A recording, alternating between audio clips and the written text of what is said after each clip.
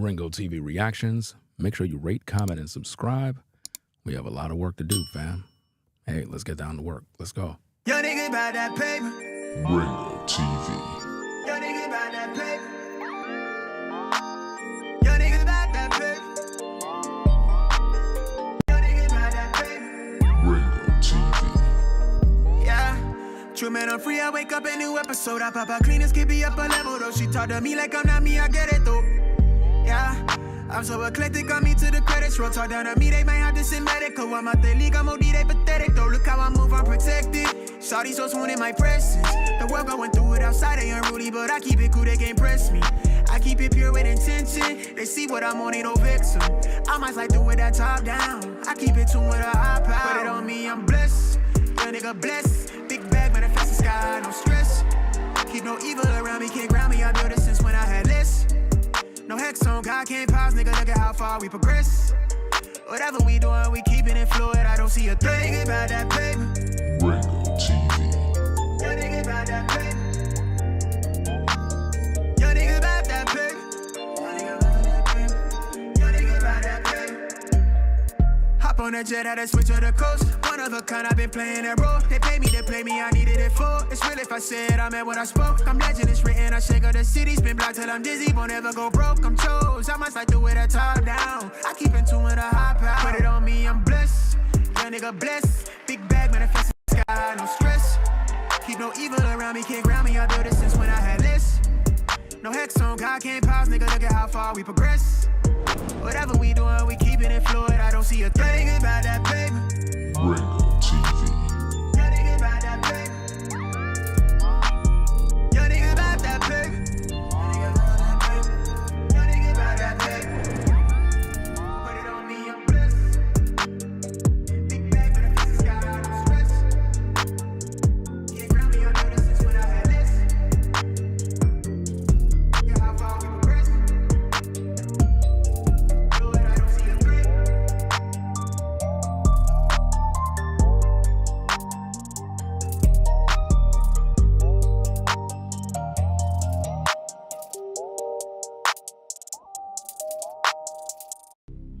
Read. When a man has taken a wife and married her. Whoa, whoa, whoa, whoa, whoa, whoa, whoa, whoa, whoa, whoa. So how do you do this marriage thing? Do you get a justice of a peace of priest? Justice of peace, right? That's what I'm trying to get with this word. I've been so far removed from it, I can't even think about it. Or you get a court, somebody from their court stenographer, I don't know who they are, court bailiff, who the hell, I don't know. They really don't give a shit, just sign it. Or you get a state 501c3 preacher. Is that married? You get society over here to tell you, oh, you can't have number one wife. That's on paper. You see, if a man has one wife on paper, state marriage license, and if he has covenant agreement with other wives, he has broken no laws in his land. Is not only has he not broken any laws in his land, he's not even broken the law of Yah. Because he has not sinned.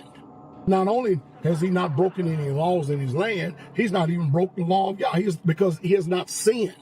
Not only has he not broken any laws in his land, he's not even broken the law of Yah. Because he has not sinned. Not only. Welcome, ladies and gentlemen, to the stream. Ringo TV Reactions.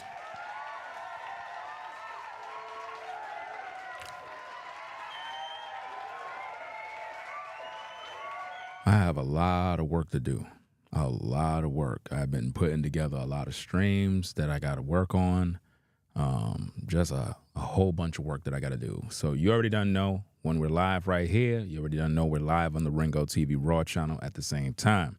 So what exactly are we talking about? Well, I'm glad you asked that question. Basically, Pastor P.Diddy Dowell is in the news once again. That's right. Basically, what's going on right now, ladies and gentlemen, is this. I want to make sure that you see the thumbnail because, you know, it's very interesting. Basically, P.Diddy Dowell is telling the public that the men of Straitway have married harlots. That's right. I'm not even making this up. I'm not even making this up, guys. These are the words of P.Diddy Dowell. These are his words. I'm just going by what he said. I'm just examining the tapes. That's all I'm doing. You know what I mean? So what I want to do is I want to play the tapes. We got to cover a lot of different streams. I'm going to destroy the video that he made, I believe it's yesterday or whatever the case is. Very horrible video. He fell into the trap, and that's going to be the next stream, right? You don't want to miss that one. He fell into the trap. He was all over the place. I mean, it was a disaster zone. Now, in his mind, he believed that somehow he have, I guess, successfully made a case. But if you notice, he never came into the public to talk about his adultery. He never came into public to tell you exactly on what grounds gave him the right to take another man's wife. He never did that. He never came on camera with Nelly and says, hey, this is my wife. According to this scripture and that scripture, she's mine. He never did that. He's still in hiding. What a shame. We have a lot of videos to do about P.Diddy Dowell. A whole lot. Man. But anyway, I don't want to bore you. So you might want to put on your safety belts, your seat belts, whatever belts you got. Because he basically threw Kabeer under the bus. He threw himself under the bus because he did marry a harlot. Right? Not only that, based on the testimony, I believe it's from Rufus, I believe Rufus said it in one of the videos. I think it was on Rollo's video, where the brothers were talking, and I think somebody had said something about him giving Dowell a spiritual daughter or something along them lines. Not biological, but if I'm correct, I believe he said that that particular woman was not a virgin. So if she's not a virgin, if Nelly is, of course, not a virgin. And then again, based on the testimony of Eric Gonzalez, he talked about how Nelly did some dirt, you know, back in the day. So when you factor all of that in together, and then you understand that Kabeer, he didn't marry a virgin either, then technically, when you look at this tape and you hear P. Diddy Dowell say that you married harlots and how they're for the streets, he's talking about themselves. I'm just saying.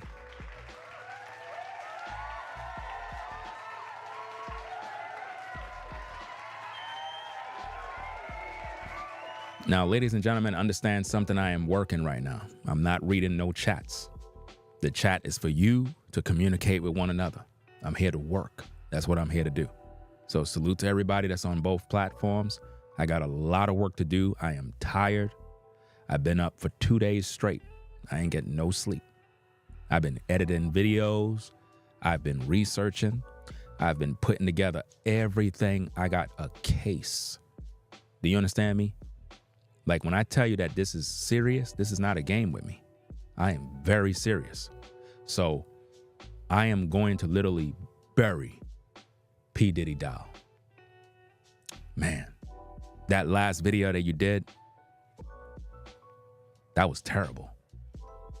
You got to do better than that. Because, I mean, dude tried to go into the Strong's Greek. Fam, you're not talking to no novice here. I know all about that. I know all about the concordance. I know about the strong Hebrews. I know about all of these things. You failed. and I'm going to expose you yet again. The video that he did yesterday, right? There was so much manipulation in that video, so much scripture twisting. I'm like, my goodness, bro. You got to be sharp in the word in order to, I guess, overcome the wiles of the devil. And also, we got testimony that P.Diddy Dowell, in his 30 plus whatever years of being a pastor, have never read the Bible. I kid you not. Some of y'all probably like, man, you capping, bro. Fam, when I tell you, I'm not making this up, bro. You want a little sample? Okay. I do my research, fam.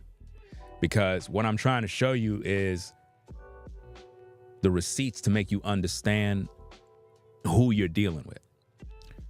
You're dealing with a man that never read the entire Bible in his entire life. But he's supposed to be a pastor. I want that to marinate a little bit. Think about that now. A pastor who been preaching for 30 plus years, according to him, right? Have never read the entire book. So how is he leading people? And how do you know he know what he know? That means he's not really a pastor. He's not a teacher. He just go into Bible search engines and try to find whatever he can find to make it make sense. That's sad. But let me get that receipt for you, because you're probably wondering like, nah, Ringo, you bugging. That's not true. Okay. That's not true. All right. I'm not going to put the video on the screen. We're going to do that on the next screen, but I'll let you hear the audio for yourself, right? Check this out. Hold on. Let me turn this off real quick right here. Let me see. Let me do this. All right. Take this off right here. Let's play this audio and hear it for him from his own mouth. Let's go. I had people always ask me, matter of fact, one of the first questions that Elder Kabeer asked me was, how many times you read the Bible? The whole Bible. I said, not once. You know, some people will get started Genesis and read the whole Bible. Elder Kabeer, how many times you read the Bible? I think he said 3 or 4 times. And I've never have ever read the whole entire Bible. Wow. There are probably many, many passages in the scriptures I've never even read before in my life. Somebody said, what? Yeah, for real. From his own mouth, guys. That's the man that people calling their pastor. Listen, I mean, we could just stop the stream right here. When you have a pastor that would publicly say, hey, I've been in ministry for 30 plus years, but guess what, guys? I never read the whole Bible. What? So hold up. How you teaching and how you leading people if you never read the book? That speaks volumes to his ignorance. And this is why so many false teachers are out here, is because they don't even read the book, guys. They really don't. They just go by what other people tell them. Listen to this again, fam. You think I'm making this up? Wait till we get to the next stream because we have over 1 hour and 18 minutes worth of content to review. Let's go. I had people always ask me, matter of fact, one of the first questions that Elder Kabeer asked me was, how many times you read the Bible? The whole Bible. I said, not once. You know, some people will get started Genesis and read the whole Bible. Elder Kabeer, how many times you read the Bible? I think he said 3 or 4 times. And I've never have ever read the whole entire Bible. There are probably many, many passages in the scriptures I've never even read before in my life. Somebody said, what? Yeah, for real. So if some of you have done chalked up an accomplishment like reading the Bible 7 times, where does that put you at in your life so far? Come on, there you go, there you go. Kabeer said he's read the Bible 8 times. So Kabeer said he read the Bible 8 times. But his pastor never read the whole Bible completely. I mean, like I said, fam, we could just end the stream right here. Now, I want all of you folks that are viewing in the clouds to understand, Pastor P.Diddy Dowell said he never read the entire Bible. Never. But he's a pastor. That's right. Does that make sense? Does it make sense to claim you're a pastor, but you don't even read the book? When it clearly tells you to study to show thyself to be approved, a workman that needeth not to be ashamed, rightly dividing the word of truth. And this is supposed to be the one that ordained other ministers as pastors. You know? Let's get into this thing. Let's go. And he didn't learn nothing about it until he met the man of Yah. You didn't hear what he just said? In other words, Elder Kabeer, whatever, read the Bible 8 times, even though I know that's cap. All right? But he's told P. Diddy Dowell he haven't learned nothing until he met P. Diddy Dowell. So a man that read the Bible 8 times couldn't understand what was going on until he met the pastor who never read the book. Does that make any sense? This is crazy, y'all. But anyway, I'll deal with that in my next stream. I just wanted you to hear that for yourself before we continue. But anyway, let's get back into this. Let's roll this to the top and play back the tape. Let's go. When a man has taken a wife and married her. Whoa, whoa, whoa, whoa, whoa, whoa, whoa, whoa, whoa, whoa. So how do you do this marriage thing? Do you get a justice of a peace of priest? Justice of peace. Right? Now, think about what he's doing right here, ladies and gentlemen. He's literally making mockery of anyone that got a marriage based on going to a church or going to a judge or having a wedding in front of witnesses or whatever the case. He, in his mind, he's basically saying that your marriage is not honored in the eyes of the Most High, that your marriage is like, it's not even real. I don't know where he get this weirdo stuff from, but if we were to go by that, you know, then we're going to have to examine Joseph, you know, what they called him in the scriptures, Zephanath Benaiah, I believe they called him, right? So let me get this straight. He was given an Egyptian woman to wife. So that marriage was honored by the Most High. And that was done in Egypt. But according to P. Diddy Dowell, the Most High don't honor none of these marriages. Think about that.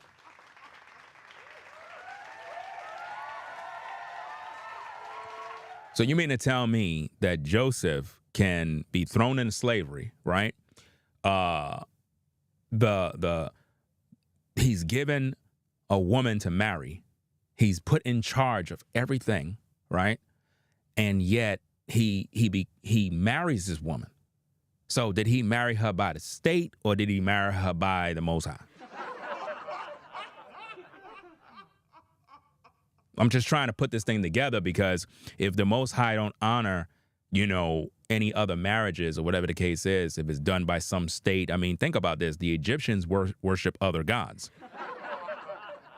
But the Most High still honored Joseph because he's of the tribe, the people of the Most High. You know what I mean? So it's like for P. Diddy Dowell to say the Most High don't honor your marriage or is not real or is not done in the eyes of God or whatever the case is, that's ludicrous. That's to say that any of you that came into truth, right, but you got a marriage license or whatever certificate, he's basically saying that the Most High don't honor that. That's crazy. But he's doing that because, again, he have to cover his adultery.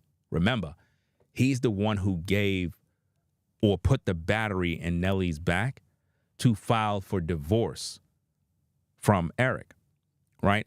And also, what was so shocking and devilish about his live stream yesterday was the fact that he pulled, you remember in the scriptures when the Messiah was being, I guess, he was going to be crucified, right?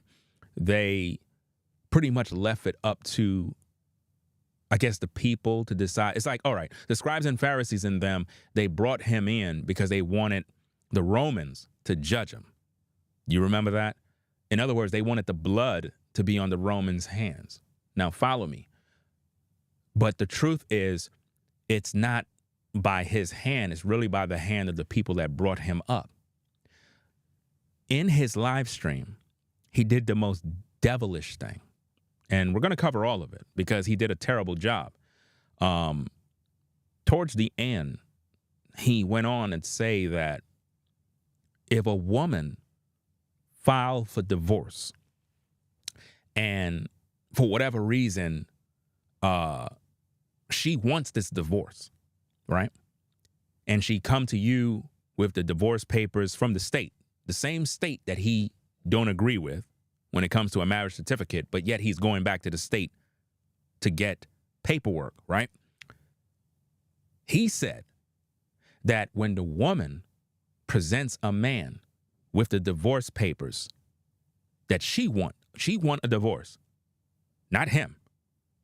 He said that if he signs the paper, then it's him who put the woman away. If that's not a load of bullshit, of twisting things in his favor, it's almost as if though what he's trying to say is that Eric Gonzalez put Nelly away. That's what he did.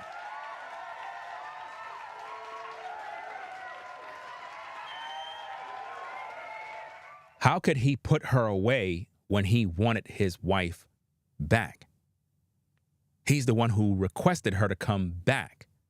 He never filed for divorce. But he's basically saying that even if the wife filed for divorce, if the man signed, then it's the man that put her away. That's bullshit.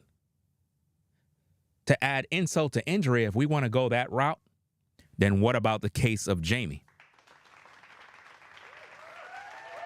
Jamie never filed for divorce and he never signed anything. But Straitway was able to get Heather to divorce him legally without him even signing. So who put who away?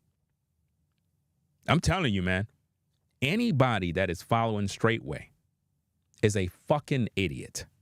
At this point, with all the evidence and all the videos and all the data that I'm presenting, if you cannot make up your mind to see that you're dealing with a manipulator and a deceiver, a habitual liar that would literally have the audacity to say that if a woman filed for divorce and you sign away, right, then it's you that put her away. Okay, let's flip this thing.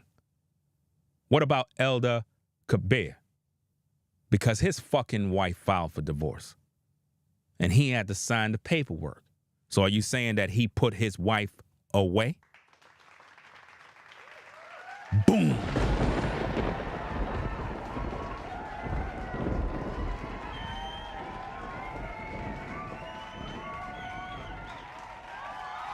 Listen, I'm too smart for these guys. Y'all got to think very, very, very long to understand what y'all doing. Because I'm not going to leave no stone unturned when it comes to this case. All of you guys are adulterers. All of you. And we're going to get to that video. But in this one here, we're going to talk about this harlot situation because Straitway is known for marrying harlots from his own words. Let's get into the tapes, guys. Let's get into these tapes, follow up with what's going on here. Let me start it back from the top. Let's go.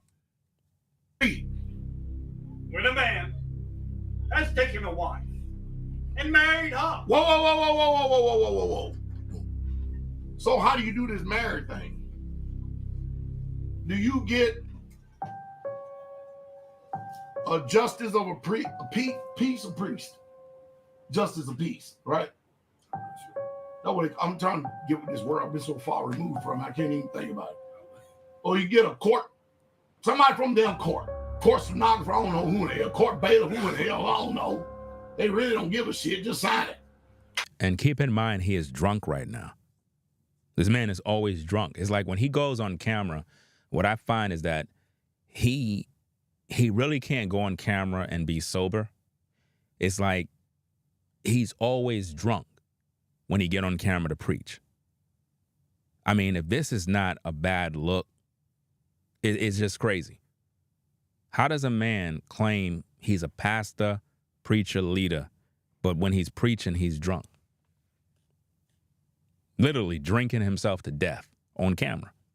Not with one glass. Like he'd be having like 2 different glasses of drinks. And this is supposed to be something that's cool. Talk about a horrible witness. But anyway, let's get back to the tapes. Or you get a state 501c3 preacher. And he throws in state 5013, whatever preacher, as if though if a preacher or whatever marries you, that somehow it's not of God, right? You understand what I'm saying? Because remember, people get married by judges, they get married by preachers, whatever the case is. There's so many different ways, so many different avenues. But he's using these things, 501c3, to make it seem like, oh, there's something horrible like going on, satanic, and God is not a part of this and that. But yet he has a driver's license that is registered by the state. He has a social security number that is registered by the state. So it's kind of hypocritical to, I guess, have an issue with a marriage license, but yet you have a driver's license. I mean, if that's not pure hypocrisy, I don't know. You know, understand? Anyway, let's get back to the tapes. Let's go. Is that married? You get society over here to tell you, oh, you can't have number one wife. Now, in this video clip, he's all for state marriage. In this particular clip, this is an older video. In this clip, P.Diddy Dowell is 100% in support of state licenses. The only reason why he switched up, again, is because he has to justify his adultery. He have to find a loophole. This guy uses the system. I wouldn't even be surprised if this man is 501c3, but may not be active, or he may be finding a loophole around the system because somehow, some way, there's something fishy about this ministry. Something very, very fishy. Because he say things and you would think, well, you know, he's against this and against that. But when you really think about it, he has pretty much all of the same doctrines as the Christian church. I found in his video that he did yesterday that based on what I'm seeing, he believes in the virgin birth doctrine. Now, you know, he got to be a Christian, because any man claiming to be a biblical Israelite is not one pushing a virgin birth. Because according to the Bible, the Messiah is coming down the line, the seed of David. So if the Holy Spirit impregnated a woman and there's no seed of a man, how could he come from the seed line of David?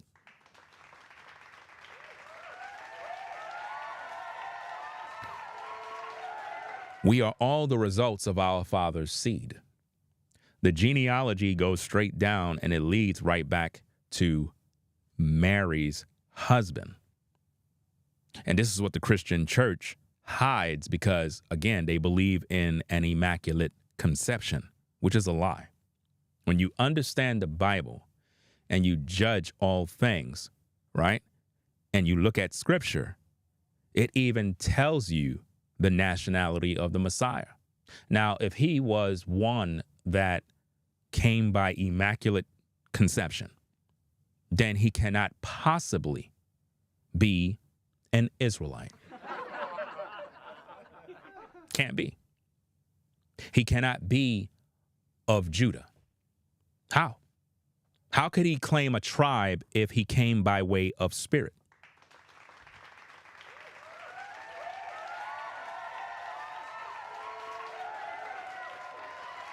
So P.Diddy Dowell believed in the immaculate deception because the Messiah sprang out of Judah.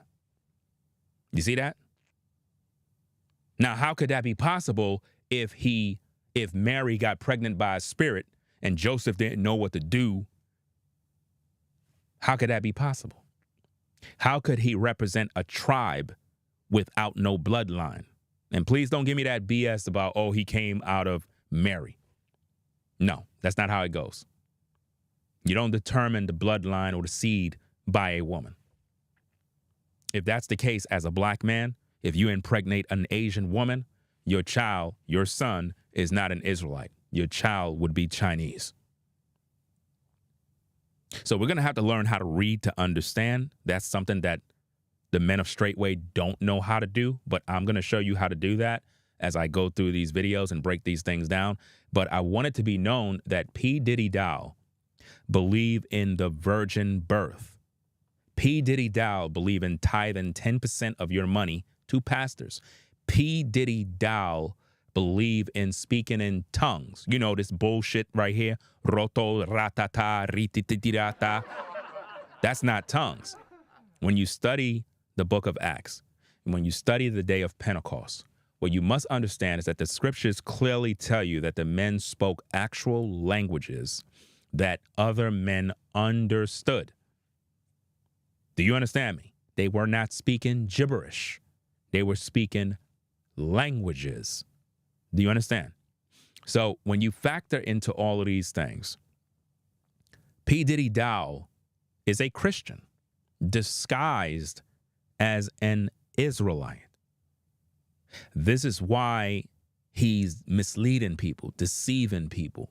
This is why when you go to his church, you see all different ethnic groups of people, and he called all of them Israelites. That's not biblical.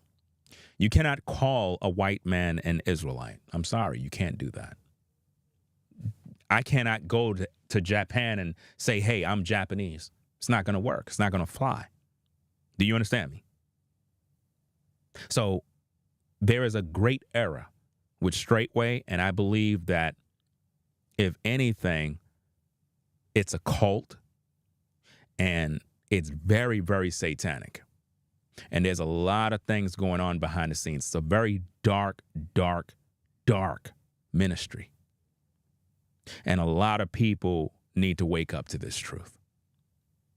You're dealing with someone who is a deceiver.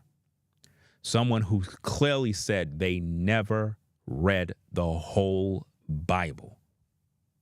But he's a pastor leading you. This is crazy. But let's get back to the tapes. Let's go and rewind it back. Now, again, in this clip here, listen carefully to P.Diddy Dowell. He's embracing the state marriage license, and he said, you didn't break no laws. Not only that, you didn't break no laws of the Most High, and you never sinned. But yet in the other clip, he's making it seem and he's mocking the state marriage license. Why? Where did that change come from?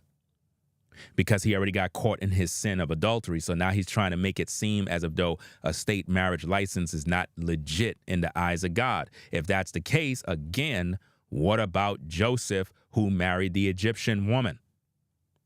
Did God dishonor his marriage or not honor his marriage? Come on now. Let's get back to the tapes. Let's go. Priest, justice of peace, right? Nobody, I'm trying to get with this world. I've been so far removed from it, I can't even think about it. Or you get a court, somebody from them court stenographer, I don't know who in the hell, court bailiff, who in the hell, I don't know. They really don't give a shit, just sign it. Or you get a state 501c3 preacher. Is that married? You get society over here to tell you, oh, you can't have number one wife. That's on paper. You see, if a man has one wife on paper, state marriage license, And if he has covenant agreement with otherwise, he has broken no laws in his land. No laws in this land. Now, notice what he just said.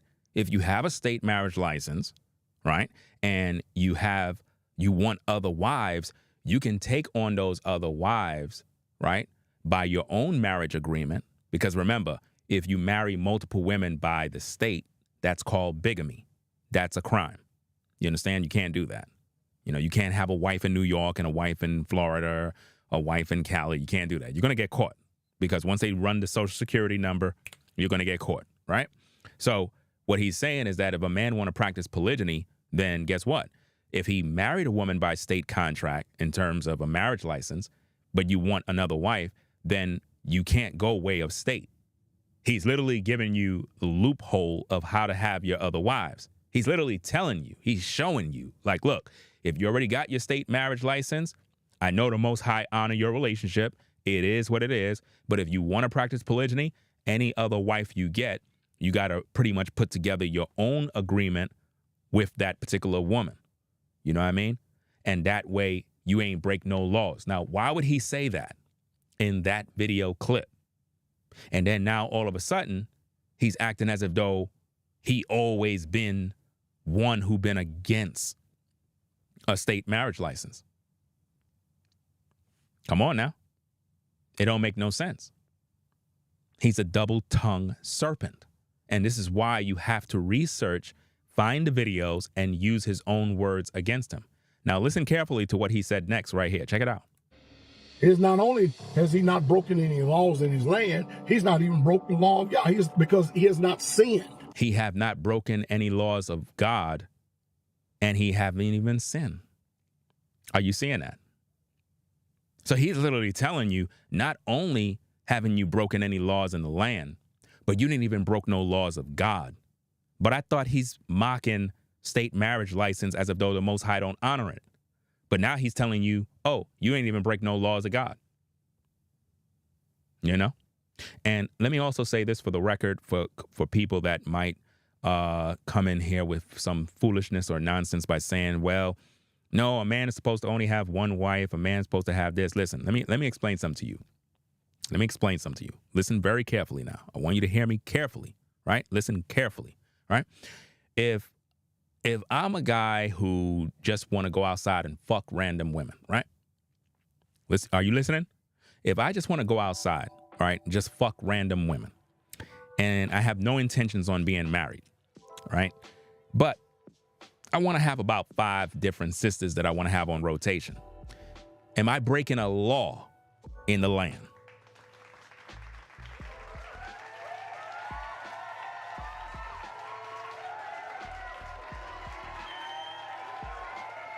I'm not breaking no law. I'm just doing me. And that's what people do every single day right now. So technically speaking, it's a waste of time telling a man, oh, you're supposed to only have one wife based on monogamy in a marriage contract.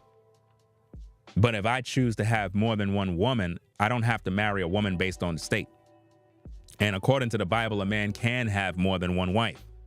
And I keep telling you, brothers, stop waiting for a woman to give you some sort of approval. A woman don't tell a man what he can or can't do. If you want to go out and get with this other sister and build, you go and you get that other sister and you build. Be a fucking man.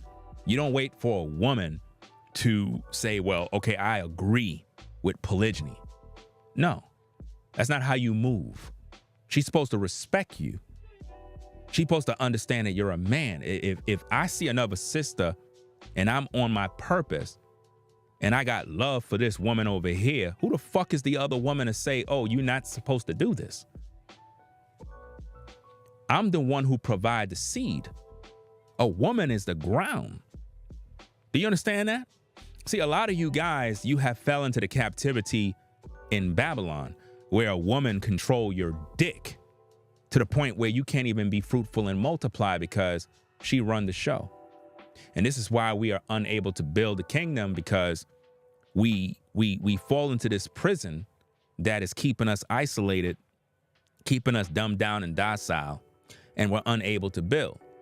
And it's unfortunate that in today's day, because of monogamy, right, so many men are afraid to be men. You get into these relationships and your woman control you. You're scared. You're like, well, I tried to talk to my woman about polygyny and she's just acting up and whatever. Bro, go out there, deal with another woman, get her pregnant. If your woman want to leave, let her leave. That's her fucking problem. It has nothing to do with you. You're just doing you. She's getting in the way of purpose. She's literally saying, I don't want you to multiply. Remember, a woman can only get pregnant by one guy, and then that's it. She's done. You gotta wait. What if you get in a situation with a woman and she can't produce? Can't produce no babies. What do? You're married to her. She can't produce. Got to get yourself another woman, right? What if you already had children with a woman, she grew older, but you want more children? What are you supposed to do? Well, I'm stuck. No, you go get yourself another woman. See, this is the problem. A lot of us men, we weren't taught to be men. You were taught to be soft. And that's why women are able to rule over you, because you don't got no backbone. When you see guys out here that got money and men of means, do you see these kind of men sitting around playing these little games? Look at the clip with brother Neo walking around with his two ladies. Did anybody see the clip? Put a 1 in the chat. You think he give a fuck what you think? You think he's sitting around waiting on some woman to tell him whatever? You think those ladies are sitting down fighting and arguing? They with a boss. They not worried about nothing. See? Neo is already done walking in his rightful place. He got his two ladies walking with him, and everybody else is looking around complaining. Well, he got two ladies. That's not right, blah, blah, blah, blah. I don't see those women complaining. All I see is a bunch of people that's hating because they mad he's able to do it. You understand? It's just like every time this other cat, what's his name? Where is this guy named? He's always having babies every other day, man. I think his name start with an N. Forgot his name. Nick. I think it's Nick. Something Nick, right? Nick is always bringing another woman in, getting them pregnant. Nick Cannon. And every time he get another woman pregnant, you see all the women on social media arguing against themselves, mad at the world.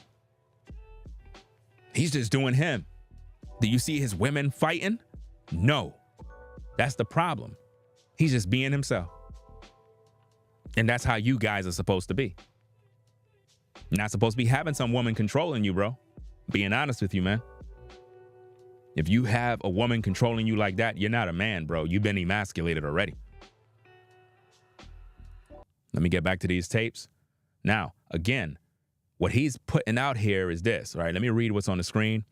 Adulterer Pastor P.Diddy Dowell proved yet again he's a hypocrite. In this clip, he agreed with state marriage as being right before God. In this clip, he said you could have one wife by state and have multiple wives too, meaning the multiple wives that you can have to be your own agreement that you make with these ladies, meaning has nothing to do with a state marriage license. You understand? So again, listen to the tape. Not only has he not broken any laws in his land, he's not even broken the law of God because he has not sinned. Not only has he not broken any. Another person in the chat, let me see. This person says, the average guy don't got it like that. I cannot stand dumb comments like that. That comment right there is fucking dumb. You know why? Because women don't got it like that, but they out here having babies out of wedlock. And to prove they don't got it like that is because they put the men on child support. These ladies will go out here and have 4 different babies by 4 different men, right? They don't got it like that, but they're doing this every single day. They're having babies out of wedlock. You go, listen, guys, you run into the average modern woman, guys. These women be having 2 to 3 to 5 different baby daddies, right? And they don't got it like that, right? All of this got it like that is a cop-out for you being a man. You know what I mean? Like real talk, because a lot of you guys be thinking that, oh, in order to have multiple wives, you got to have it like that. You can have one fucking wife, bro, and have 6 kids. One wife, 6 kids. It takes a lot to take care of them, right? Okay, so what's the difference? You got one wife, 6 kids. What's the difference? Than having 2 wives, no kids. Which one is more financially testing, if I may say? The one wife with the 6 children or the 2 wives and the no children? Which one has more financial responsibility? Let's see how many fucking people is smart.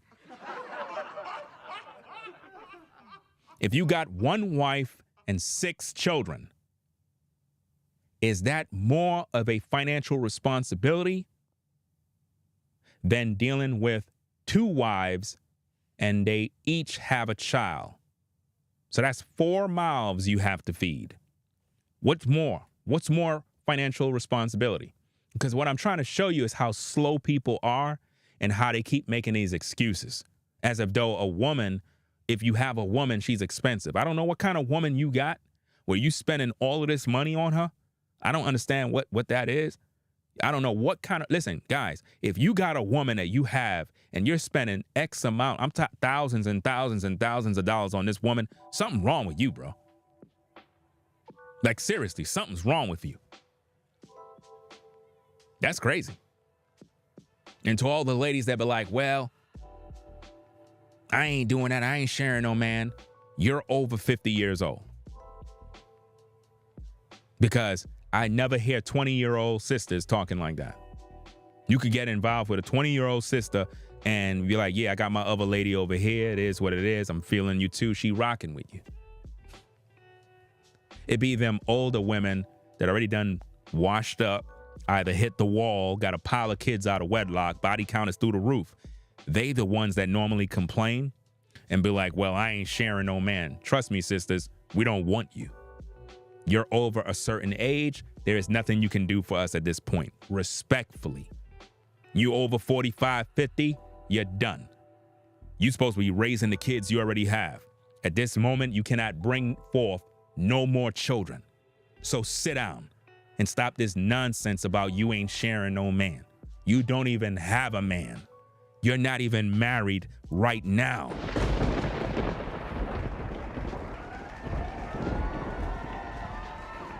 You don't even got a husband and you over here complaining. Makes no sense. Let's get back to the tapes. Let's go. Laws in his land, he's not even broke the law of Yah. Because he has not sinned. He has not sinned. He have not broken no laws of Yah. So how can he speak on state marriage license if he just said you have not sinned and you have not broken no laws of Yah? The man is a fucking hypocrite. Let's go.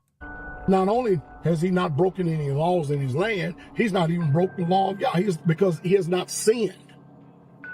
Read.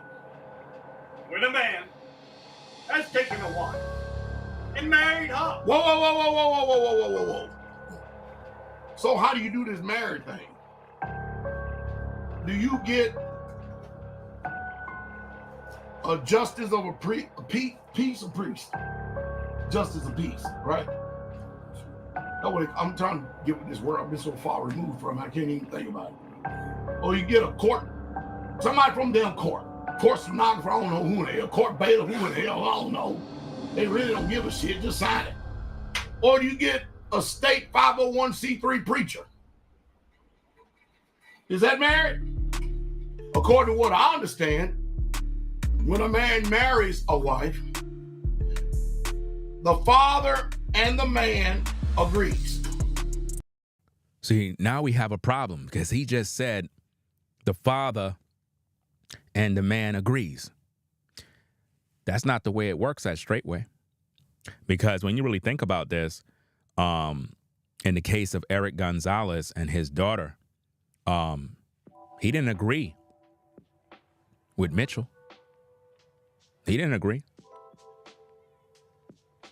When we look at the case of Bree, Kabeer's wife, y'all didn't even go to her father. Y'all didn't even go to her father. Matter of fact, her father didn't even show up at the so-called wedding. That speaks volumes when a father don't show up. That's his way of saying, I didn't agree with this. But yet, Y'all still wifed her up, right? Y'all don't even practice what y'all preach. Let's go. Did I say something wrong? The father and the man agrees on the terms and the conditions. How did you get the dowry for Mr. Gonzalez's daughter? If you talking about the terms and conditions. What terms and conditions when you didn't even honor him? Mr. Gonzalez haven't spoken to his daughter since 2013, haven't even seen the grandkids.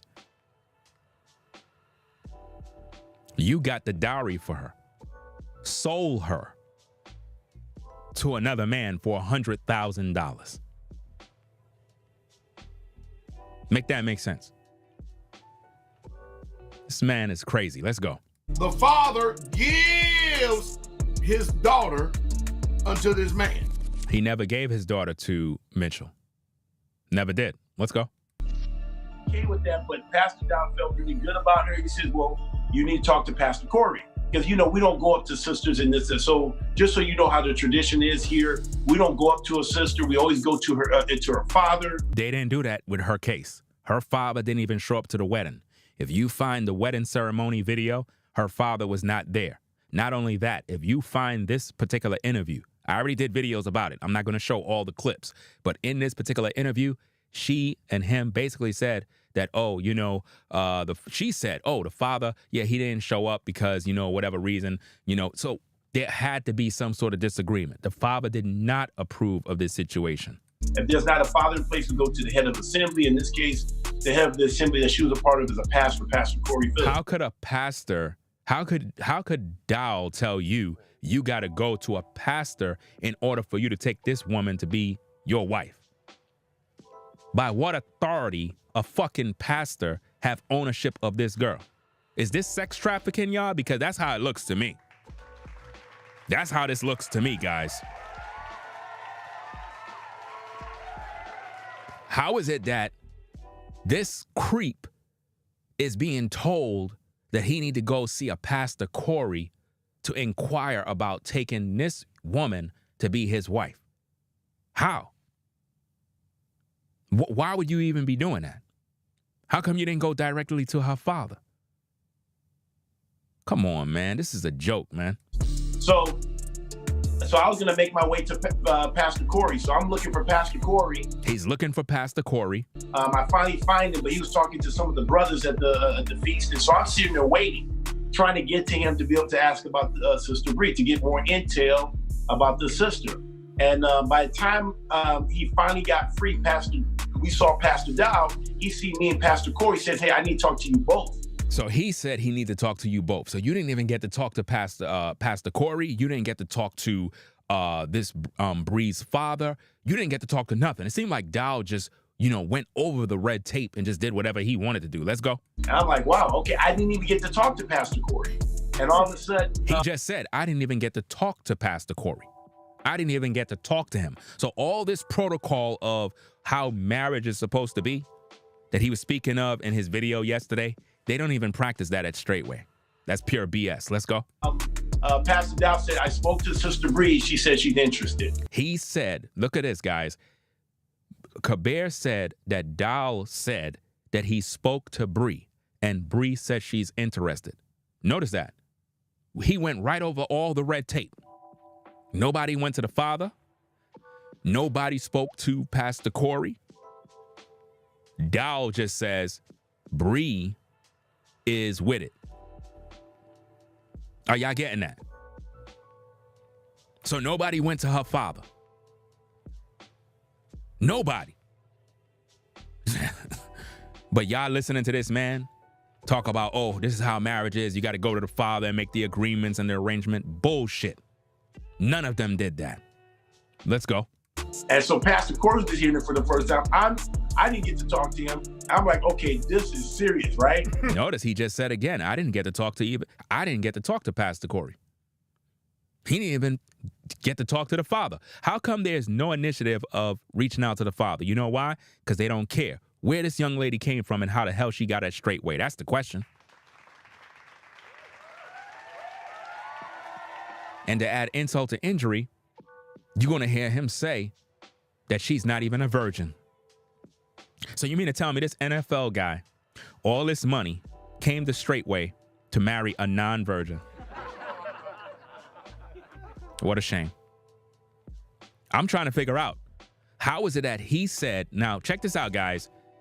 Kabeer is going to say that P.Diddy Dowell told him that Bree is not a virgin. How the fuck he know she's not a virgin? How is it that the pastor is knowing who's a virgin and who's not? That's nobody's business, fam. Like, seriously, that's disgusting that a man of the cloth is privy to who is a virgin in the church. Like, what kind of nonsense is that, bro? Like, the pastor know who's a virgin. Go back and watch my video on the virgin auction block and see how P. Diddy Dowell move when they sell virgins at the church. This is crazy, man. Let's get back to the tapes. According to what I understand, listen, when a man marries a wife, the father and the man agrees. Just so you know how the tradition is here, we don't go up to a sister. We always go to her father. They never went to the father. If there's not a father in place, we go to the head of assembly. And he never went to the head of the assembly. In this case, the head of the assembly that she was a part of is a pastor, Pastor Corey Phillips. He never spoke to Pastor Corey. He never did. According to what I understand, when a man marries a wife, the father and the man at who's this? Go, whatever your name is. When I said the woman haven't spoken, I'm not talking about the woman that's on the screen. I'm talking about Eric Gonzalez. If you are new here and you don't have no clue what's going on, you have over 15 videos you need to watch. And they're all 9 hours each. You understand? So what I'm talking about is Eric Gonzalez's daughter, Erica. Erica have not spoken to her father, or he haven't even seen his daughter since 2013. And I believe she have 4 children, and he haven't seen none of the grandchildren up to now. Yet the Bible says to honor thy father and thy mother, that thy days may be long on the earth. So how could P. Diddy Dowell and all the goons of Straitway ain't honoring the commandments? They say they keep the commandments, right? They always say they're commandment keepers. So how come they're not allowing Erica, who is Eric's biological daughter, to reconcile with her father so that he could see the grandkids and speak to his daughter? How come they're keeping her hostage at Straitway? Come on, man, it's a cult. Let's go. Agrees. Did I say something wrong? The father and the man agrees on the terms and the conditions. The father gives his daughter unto this man. Just so you know how the tradition is here, we don't go up to a sister. We always go to her father. If there's not a father in place, we go to the head of assembly. In this case, the head of the assembly that she was a part of is a pastor, Pastor Corey Phillips. According to what I understand, when a man marries a wife,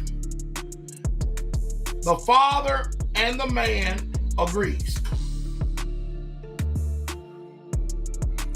Did I say something wrong? The father and the man agrees on the terms and the conditions. The father gives his daughter unto this man. In this case, none of the fathers gave their daughters to anybody. Straitway sold these young ladies off to these guys at the church. And if you think about it, this is exactly what went on in a lot of different churches. A lot of different cults, I should say. Let's go. The man goes into the woman and they are married. Where's the ceremony? Now check this out. He just says, where's the ceremony? Now we already done know Kabeer had a marriage ceremony, right? But now what I want you to hear in this section here is the kind of ceremony that Straitway promote. They promote, hear me clearly, grape ceremonies. That's right. You know what I mean by grape ceremonies. You get it? Now, to those of you that watched the auction block video, put a 1 in the chat if you remember the section of that live stream where P.Diddy Dowell says, when you get a virgin, you just can't run up in her and go wild. Y'all remember that clip? Where he said, you just can't get with a virgin and just go wild. You know, you just can't just do all, you can't do that. You got to take your time. You know what I mean? You remember that? All right, so we got 1. So y'all see that, right? Okay, now, this is the proof now to promote. This is what he's promoting. He's promoting grape ceremonies. Watch this now. He talked about where's the ceremony? Let's go. Where the ceremony at? I'm gonna tell you where the ceremony is. Oh, ooh, ah, oh, oh, oh, oh, hey, oh, oh, stop, oh, damn it.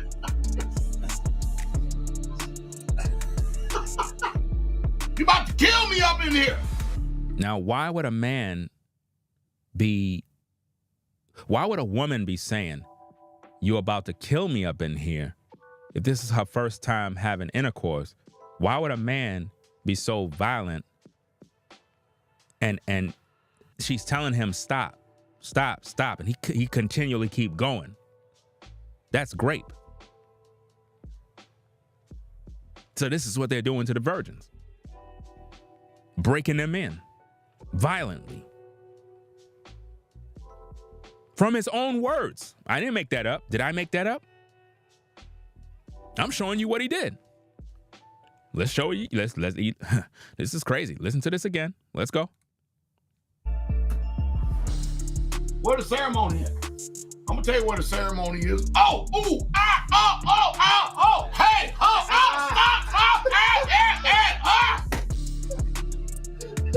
stop, oh, damn it. And everybody's laughing in the background. That's what makes it more sick, is that you have grown men laughing in the background, but you got to think about, what about these young ladies that are being tortured, sexually violated by men that take them as wives, and then they call the marriage ceremony what you just heard there. The young lady saying, stop, stop, stop, and wilding out, and he just keep going.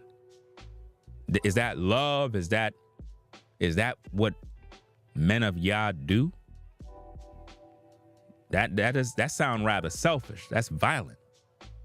I mean, think about the pain that you're causing this woman. You understand what I'm saying? And this is the same guy that said in the auction block video that you're not supposed to do that to a virgin. So what I'm trying to make you understand is the hypocrisy and the double standard, the double tongue of the serpent. Now, only you who watch those other videos would understand what's going on. Only you would understand. If you haven't been following this series, you're lost in the shuffle. You about to kill me up in here.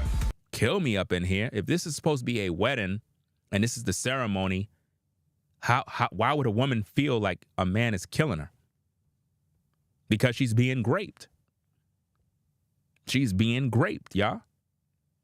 And this came from his mouth. He said that that's how a woman would be responding in such ceremony.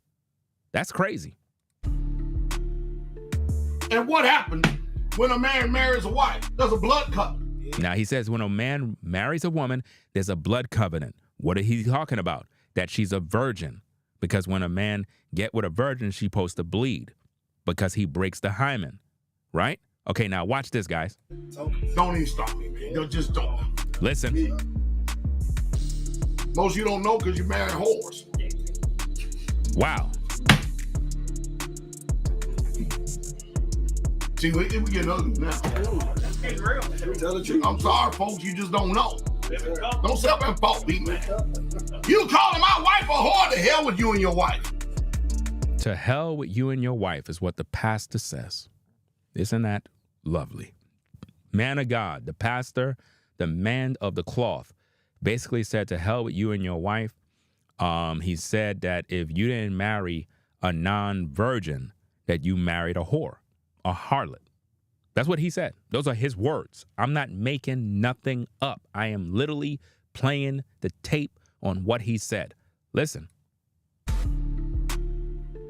And what happened when a man marries a wife? There's a blood covenant. Yeah, don't even stop me, man. Just don't. Most of you don't know because you marry whores. And remember, he's drunk, guys. Again, he's drunk. This is crazy. Now, he just said if you didn't marry a virgin, you married a harlot. Let's go. See, we getting ugly now. I'm sorry, folks. You just don't know. Don't self-impose me, man. You calling my wife a whore? The hell with you and your wife. So basically, if that's the case, then he just called Nelly a whore, a harlot. He just said that Kabeer's wife is a harlot, right? There's another woman that he took in as a wife. She's a harlot. So basically, the majority of all his wives are harlots, based on his own words. Let's go. And come to my face and see when I say the same damn thing. So anyway, I was going to Pastor Dowell's house. Listen. I was working on something, and Bree was in there, and she was there buying some stuff from Mother Carol, right? They were buying some products from Mother Carol because she sells like, face sting and, cream and all these natural stuff.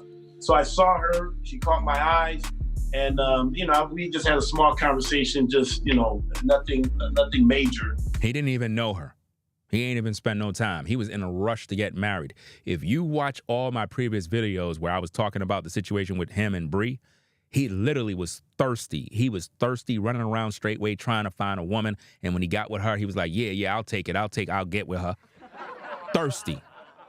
The man didn't even know her, fam. No time spent, nothing. Let's go. But she caught my eyes. I mean, she obviously she was a beautiful woman. So I remember going to Pastor Dowell and said, "Who's that sister?" And I said, "Is she available?" And Pastor Dowell had a look on his face that he was like, like he kind of like had a, like that's a potential. Like for the first, I'm like, yes. Now watch this part here. Notice how all of these people are smiling, right? All of them are smiling. Watch when he says, "Oh," and Pastor said that she's not a virgin. Watch how their face just like switched up. Watch. He said, but she's not. He said, but she's not a virgin. I'm like, yes, finally. He said, but she's not. He said, but she's not a virgin. He said, but she's not. He said, but she's not a virgin. He said, but she's not. He said, but she's not a virgin. So basically, P.Diddy Dowell pulled him to the side and was like, "Bro, check this out. I know you want to get with her, but I'm just gonna let you know she's not a virgin." So now the question you got to ask yourself is, first of all, how do P.Diddy Dowell know that this young lady is not a virgin? Could it be that somebody at Straitway already got with her, broke her in, right, and then gave her a bill of divorce? Because this is what they do at Straitway. This is what they practice. They literally take each other's wives, guys. Like, this is what they do. The question you have to ask is where she came from, who got with her first, and why a pastor know who's a virgin at Straitway. That's kind of sick. Imagine you're a father at Straitway and the pastor know your daughter is a virgin. Think about the gossip that's going on amongst the men.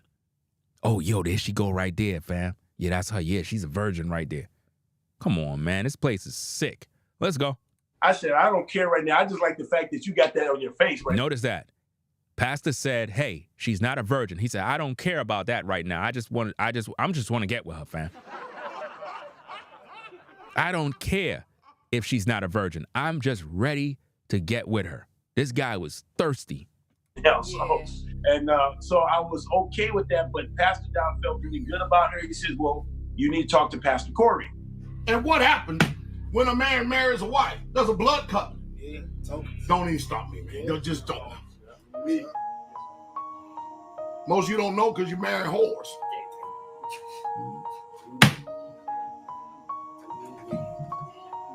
See, we getting ugly now. I'm sorry, folks. You just don't know. Don't self-impose me, man. You calling my wife a whore? The hell with you and your wife. And come to my face and see when I say the same damn thing. Give me that shit. You ain't dealing with these damn weak, jellyback, yellow spine preachers. We talking about what marriage. I mean, if you just listen to how this guy conduct himself, this man is literally drinking 2 different types of drinks at the same time. You know what I mean? Two different types of drinks at the same exact time, guys. It is. And I know, I got enough sense to know that she doesn't only have to be a virgin. What? So basically, P.Diddy Dowell is basically saying it's righteous to marry harlots now. That's basically what he's saying. That's basically what he just did right there. He's basically saying that if a woman is a harlot, you can get with her. It's righteous before God. Ain't that amazing? Let's get back to the tapes. Listen. And I know, I got enough sense to know that she doesn't only have to be a virgin. Now, the reason why he's saying that is because the majority of the women that are his wives right now are actually harlots. By his own words, he's condemned. His own words. This is crazy.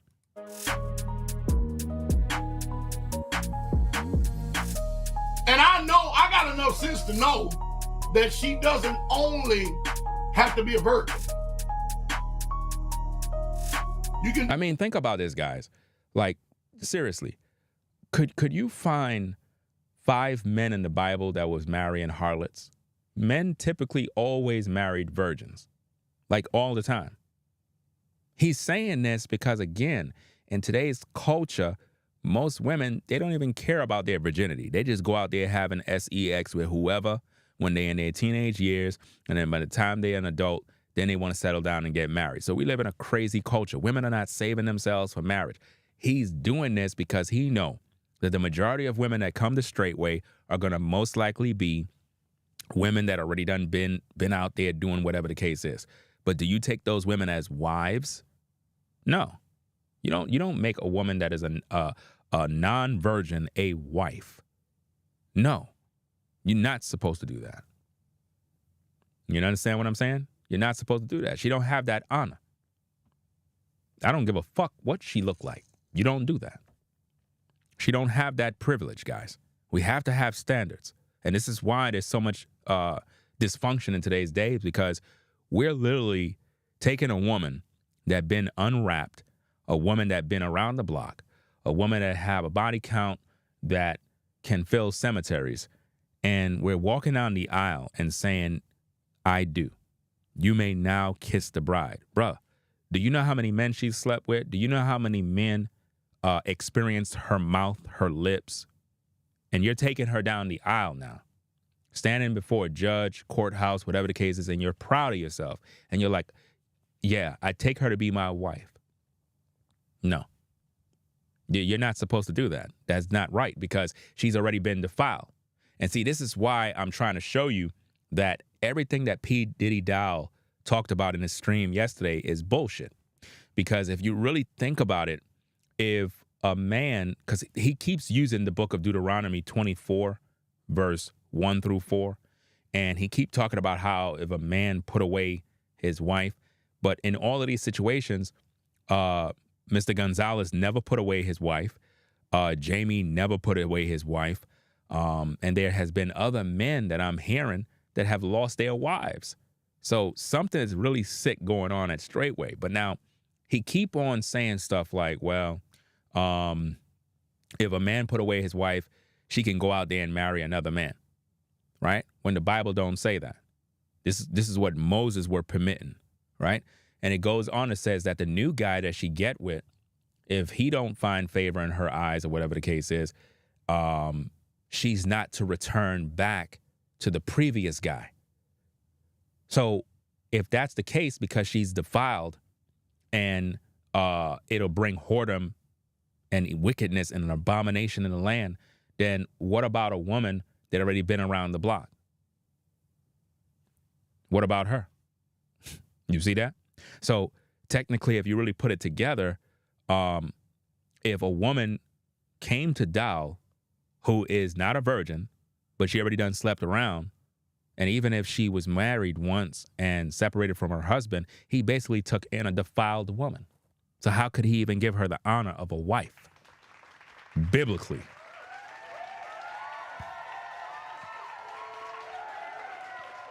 What you have in this culture in today's day is concubines. That's all you got in today's day. Because if a woman is not a virgin, she don't qualify to be a wife. I'm sorry. She don't. And if you're trying to make her a wife, you're a fool. Because eventually that marriage is going to have problems, bro. It's going to have problems because she's carrying the spirits of other men, the bodies of other men. Only women carry bodies. Ladies, there is no such thing as a man having a body count. Do you understand me? There is no such thing. Men don't carry bodies. You do. The term bodies is because you carry babies. When a man releases his energy inside of you, you're carrying bodies. His seeds, bodies. That's what you're carrying. So the more men you intermingle with, you go through what is known as a metamorphosis, and you begin to transform into the very image and likeness of that man. You take on his personality, you take on his attitudes, you take on any wickedness he have, you become that man. So now every guy you lay with, you take on his demons. And this is why a lot of women have a lot of issues, mental issues, stress, anxiety. They trying to figure out why they going crazy. It's because of all those different men that have their DNA inside of your brain. This is spiritual, but you think this is a joke. And you're wondering why you losing your mind is because of all those different men you slept with. Bodies, hence body count. The higher your body count, the more you are mentally done. And this is why you're unable to pair bond with a man. In other words, you could meet a good brother. This is a good stand-in brother. Brother is on point, good job, handsome, got himself together. But for some reason, you're unable to pair bond with this brother. Why? Because the elastic, the ability to bond is not there. Because you've been through so many damaged relationships, you just can't find the breaks. So you can't fall in love. Matter of fact, you can't grow in love because you tried it so many times and it failed. Because you keep thinking about the ex, or you keep thinking about who hurt you in the past. So the new guy, although he never did anything to you wrong, you judge him based off of the hurts and the trauma of your past. So he's being punished for stuff he didn't even do. And your relationship could never go further. And the longest it lasts is about 2 weeks to a month, 6 months the max. And before you know it, you ready to throw in the towel. I'm getting tired. I'm bored. He's boring. I need a real man. The problem is not the guy. The problem is you. You're carrying so many bodies, you're unable to pair bond. And these are facts. And when you talk about these things, women get upset. But if you go back and you look at all your relationships, look at all the men you dated, look at all the issues you having right now, and it can be traced back to all those relationships you have. These are facts. Let's get into the tapes. Let's go. Being married to a widow or divorcee. You can be married to a widow or divorcee. You can be married to a widow or divorcee. He just said you could be married to a widow or a divorcee. A divorcee. He just said that if a woman is divorced, you can go get with her. Let's see what the Bible says. Romans chapter 7, verse 3. 7, verse 3. Let's go. So then, if while her husband liveth, she be married to another man, she shall be called an adulteress. But if her husband be dead, she is free from that law, so that she is no adulteress, though she be married to another man. Now, he just said, if she is a divorcee. Women have never given a man a writing of divorcement in the Bible. There is not one Bible verse in the Bible of a woman giving a man a bill of divorcement. None. So where he get this madness from? Because he was so excited yesterday with his stream, not realizing that I purposely set traps. I purposely refused to use the book of Mark because I wanted him to. I wanted him to do that just so I can expose him. Because I knew, based on the amount of battles I've been through, because I've seen this many times. They go to the book of Mark, they read some scripture talking about women putting away men, right? Then they start reading all of this Greek Strong's definitions and X, Y, and Z. And then they start focusing on one particular number while ignoring the other numbers. I've been through this so many times. This is easy. It's elementary. Been through this many, many, many, many times, right? So he's now saying that women can divorce men. Where is that in the Bible? Where in the Bible have a woman ever divorced a man?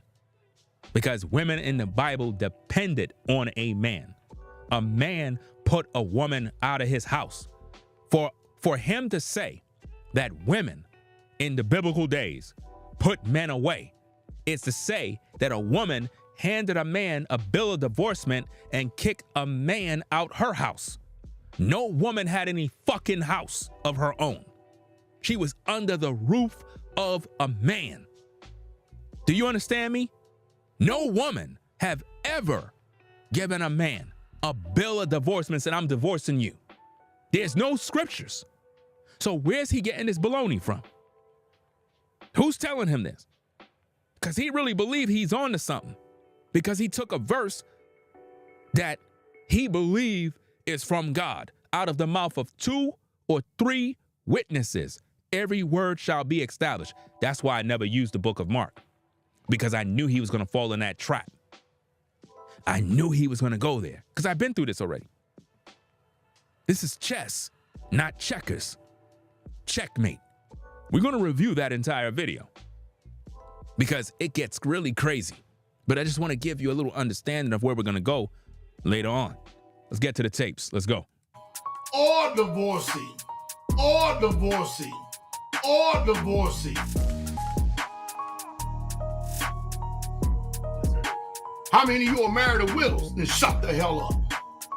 Now he's telling you how many of you married a widow. And he's telling you to shut the hell up. But see, the issue is not a widow. Because remember, guys, if a woman had a husband and the husband be dead, she's at liberty to marry whom she will only in the Lord. So technically speaking, if a woman had a husband and he died and she's a widow, she can have, remarry, but only in the Lord. That's if she's a young woman.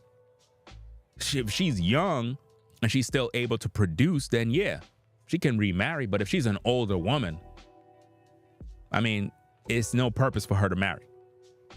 And most widows that are older never really get married again. So there's not an issue there.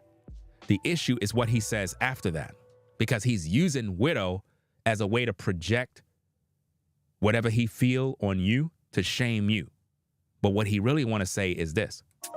How many of you are married to divorcees? And shut the hell up. You see that? How many of you have married a divorcee? Shut the hell up. That's what he's trying to do. He's trying to shame you by saying, hey, how many of you guys married a divorced woman? So if y'all gonna say I'm in sin, then what about you? He's projecting. Nowhere in that entire stream did he come on camera and say, hey guys, I am justified with being with Nelly. Biblically, this is why I was able to take her as a wife. Up to now, he can't even talk that. He can't even come into public and address these issues. What he's doing is projecting his sin to try to make you feel guilty. You get it? In other words, to all of y'all out there saying that I'm an adulterer and I'm this and I'm that and I took another man's wife. Well, if you married a woman that was divorced, who are you to judge me? That's what he's doing. That's what he's doing. He's projecting his sin on you. Come on now. I'm trying to show you what he's doing. He's guilty of adultery. He just wants you to be guilty with him. In other words, if he's going to hell, he wants you to believe you're going to hell with him. That's the only reason why he's saying that. In other words, y'all accusing me of adultery. Y'all saying I took Eric's wife? Okay. Well, and if you married a divorcee, you know, who are you to judge me? That's what he's doing, y'all. Listen to the tapes. Then most of you are what? Married to women on the streets. She for the streets. And he just said that they're for the streets. So he's saying that if you get with a woman as a divorcee, she's for the streets. So basically what he just said there is Nelly is for the streets.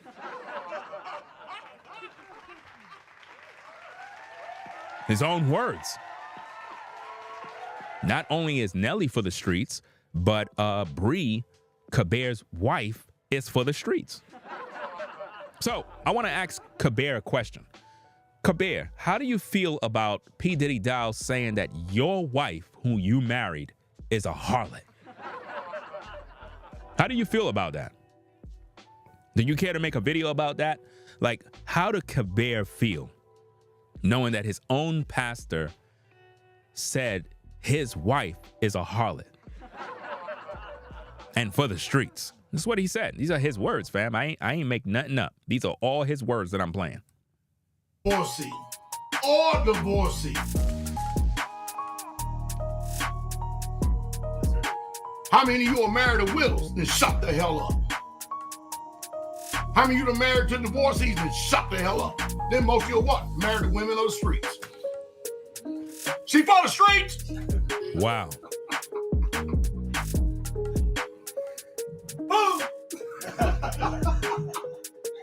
And it's crazy how his cheerleaders in the background really think that he's working.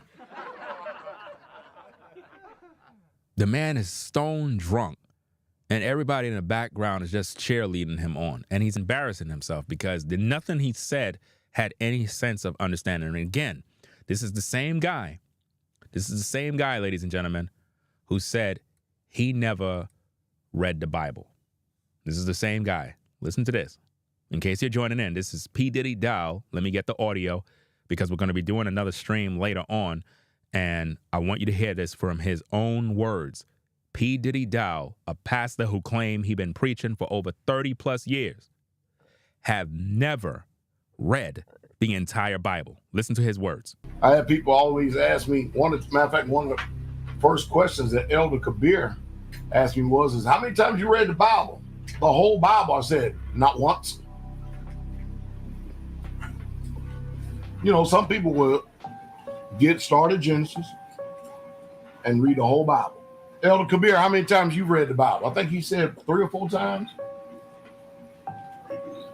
And I've never have ever read the whole entire Bible. Wow.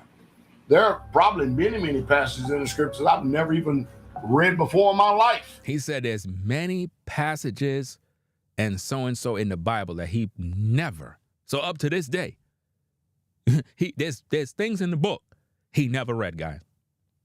And this is supposed to be a pastor. And y'all wondering why we do these videos. Y'all wondering why. I'm just exposing the devil, guys. That's it. Somebody said, what? Notice that he's even saying that somebody's saying what? Why? Because it's shocking. It's a shocking thing for a man to claim he's been a pastor for 30 plus years, and yet you never read the whole Bible? You never read the whole Bible? Nobody should be following you. Nobody. From this day forward. Just hearing him say that, you shouldn't even take nothing he says serious, because that means he's not a studied man.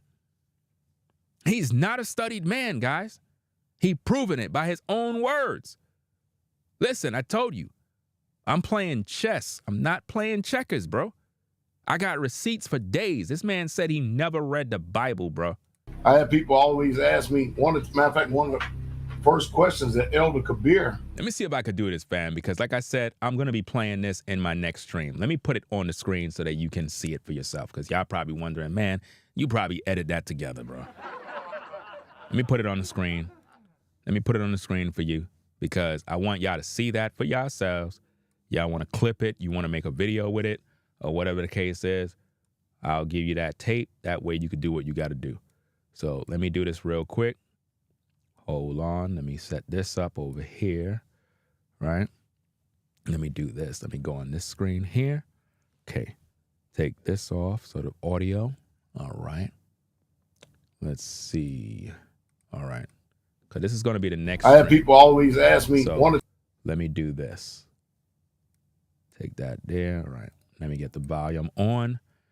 And then we're going to go to work and do what we got to do. Because I want you to see it for yourself. Because I can play the audio in the background, but you know how social media is. People are like, oh, he never said that. You just put his words together to make it seem like he said that. No, I don't do deceptive stuff like that. So now that we have the video on the screen, the video don't lie. I told you I am the receipt king. Do you understand? Okay, check this out. Check this out. Hold on, let me give it this. Hold on. All right. He's asked me, matter of fact, one of the first questions that Elder Kabeer asked me was, how many times you read the Bible? The whole Bible. I said, not once. You know, some people will get started Genesis and read the whole Bible. Elder Kabeer, how many times you read the Bible? I think he said 3 or 4 times. And I've never have ever read the whole entire Bible.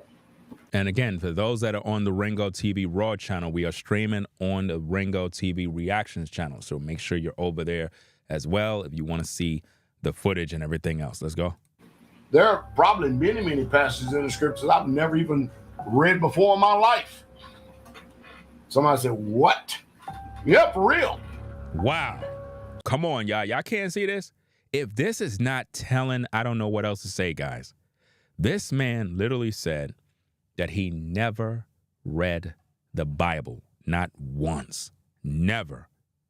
He never read the Bible. This is what he said, guys. Let's go. I have people always ask me, matter of fact, one of the first questions that Elder Kabeer asked me was, how many times you read the Bible? Notice, as soon as Elder Kabeer got to Straitway, he's thinking, wow, this is a man of Yah. I mean, he looked like a studied man. His first question to him was, hey, Pastor, how many times have you read the Bible? Let's hear his answer. The whole Bible. I said, not once. Wow. You know, some people will get started Genesis and read the whole Bible. Elder Kabeer, how many times you read the Bible? I think he said 3 or 4 times. And I've never have ever read the whole entire Bible. From his own mouth. There are probably many, many passages in the scriptures I've never even read before in my life. Wow. Somebody said, what? Yeah, for real. I mean, if that don't say what needs to be said, I don't know, guys. I really don't know what else to tell you, man. I mean, the man literally said on camera that he never read the whole Bible. So how is this dude a pastor, bro?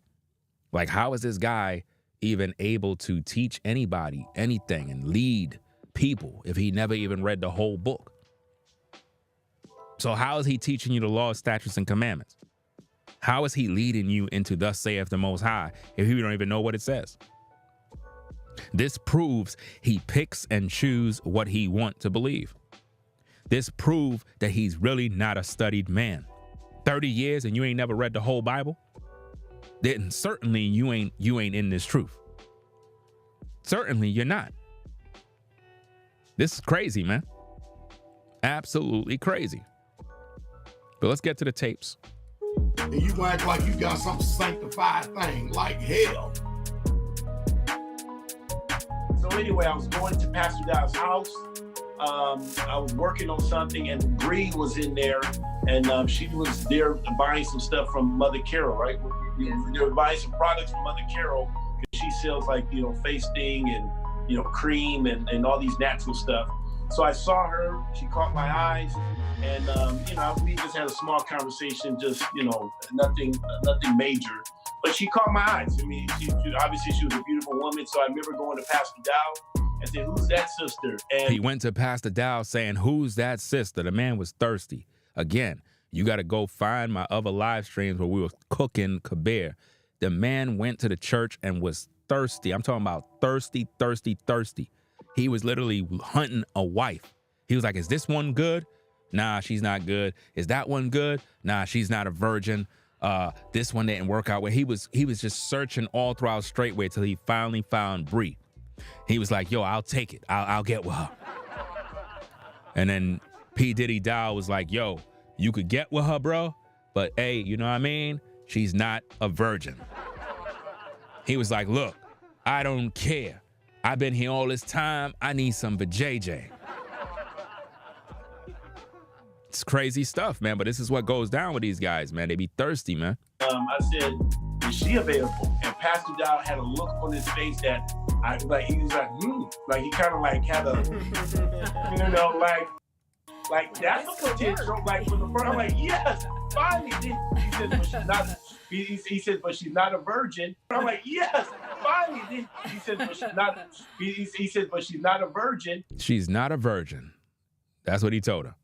How a pastor know a young lady is not a virgin? He keeping tabs on these women? Do he take down their pants and check? And like, I'm trying to figure this out. Like, do P.Diddy Dowell take down these women panties and be like, let me check, make sure everything good? That's kind of sad that a pastor know who's a virgin in the church. You know what I mean? That's crazy, man. It's just really, really bad, man. These guys are literally passing each other's wives around. Like, it's really a cult, guys. A cult. You know, it's very, very serious. Let's go. But she's not, he said, but she's not a virgin. He said, but she's not, he said, but she's not a virgin. I said, I don't care right now. I just like the fact that you got that on your face right now. So, and he basically said, I don't care if she's not a virgin. I'm ready. So he basically married a harlot based on what P.Diddy Dowell said. See, I'm not calling, listen, hear me. I'm not the one calling Bree a harlot. I'm simply reviewing the tapes. The pastor said, if you didn't marry a virgin, if you didn't make her bleed, if it's not a blood covenant, it's because you got with a harlot. So P.Diddy Dowell threw shade at Kabeer by saying, bruh, you married a harlot. Not only that, by him taking Nelly, he not only took a harlot, but an adulteress who is defiled. And there's another wife that he got on the plantation that, according to Brother Rufus, in his own words, he said that she's not a virgin. So I'm not the one saying these things. P.Diddy Dowell said it. But why? Because it goes back to him projecting on you. In other words, some of you guys got with a woman as a divorcee, right? So how are you judging me? That's what he's doing. So what if I got with a non-virgin? Yeah, she for the streets, but what about your woman? He's projecting his sins. Remember, in that entire video yesterday, he didn't even acknowledge nothing. On what grounds do he have taken another man's wife? He really thought that he had some sort of victory yesterday. No, you did not. Listen, I'm cooking you with just this alone. Wait till when I get to the whole entire video. I'm destroying you. I told you already. I am literally going to take down Straitway. I'm going to make everyone leave. I'm going to be responsible for, I guess, the feds investigating Straitway. You know, the media getting involved. It's going to be because of me. They're going to eventually see my videos, and they're going to play it on the news. You're going to see my name.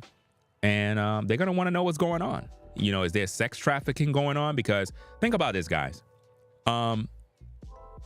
Women are being sold for a dowry, right? So now if Straitway is taking in dowry money and hundreds of thousands of dollars or whatever the case is, then is P.Diddy Dowell paying taxes? Or is his church a 501c church? Because I don't see how is it that you taking in all this money from these virgins and you ain't paying no taxes. Come on. Where the money going? Where all of that dowry money going? Because again, Eric Gonzalez, his daughter Erica, guess what? P.Diddy Dowell sold Erica to brother Mitchell for $100,000.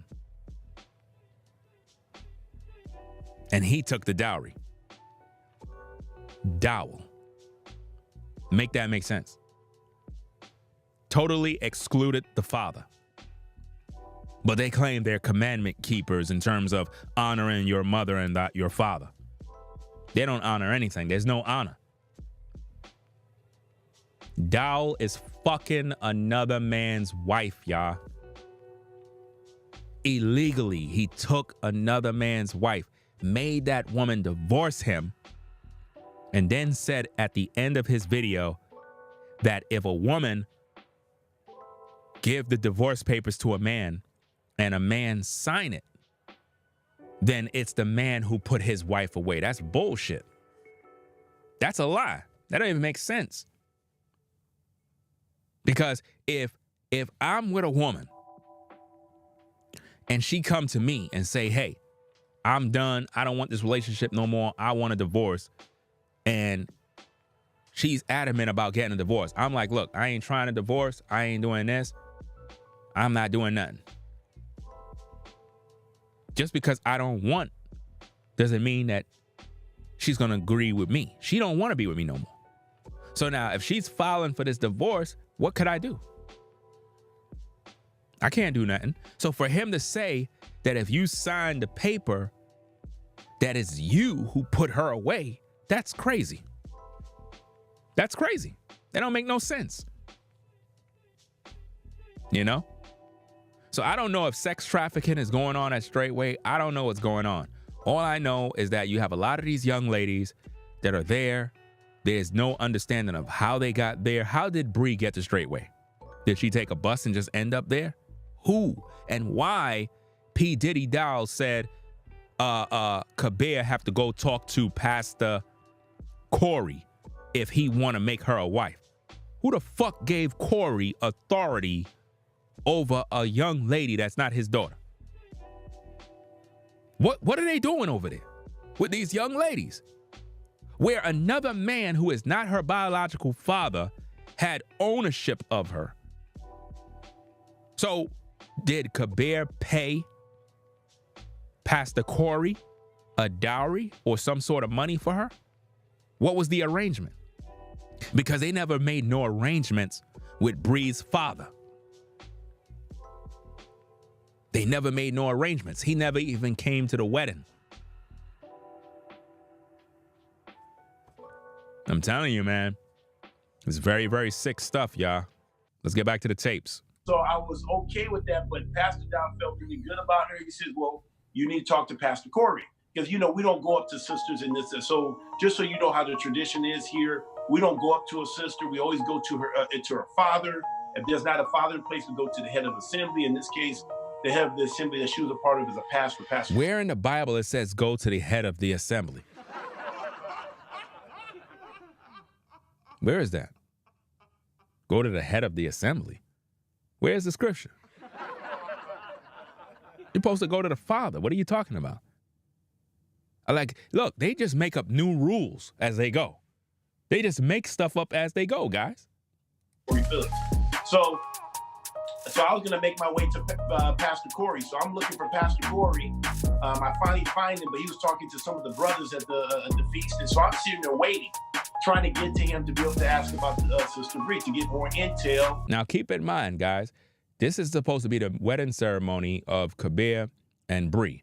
Notice the women that are sitting in the front row. If you look at where Kabeer is, towards his left, you have what I believe right there, that is supposed to be Sister Carol. Next to her is the adulteress, Nellie, right, who is a harlot based on P.Diddy Dowell. And the next one, I don't know if it's confirmed that this young lady is the one that is supposed to be the spiritual daughter or whatever the case is of Rufus. I don't know, but I believe that is the one. Based on what I'm hearing is she wasn't any virgin as well. If I'm wrong, somebody could correct me on that, but I believe that's exactly how it is, because I think that was what was going on with the tapes when Rufus was talking about that situation. So if that's the case, then P.Diddy Dowell basically have nothing but harlots. I'm just being honest. Those are his words. I'm not making nothing up. I'm not saying something out of line. I'm going by what he said. If you didn't get a woman, if she's a virgin, then he said you married a woman who's for the streets. Those are his words. Let's get back to the tapes. Let's go. About the sister. And by the time he finally got free, we saw Pastor Dowell. He see me and Pastor Corey. Says, "Hey, I need to talk to you both." It seems as if though all of these young ladies that got with P. Diddy Dowell are all troubled women.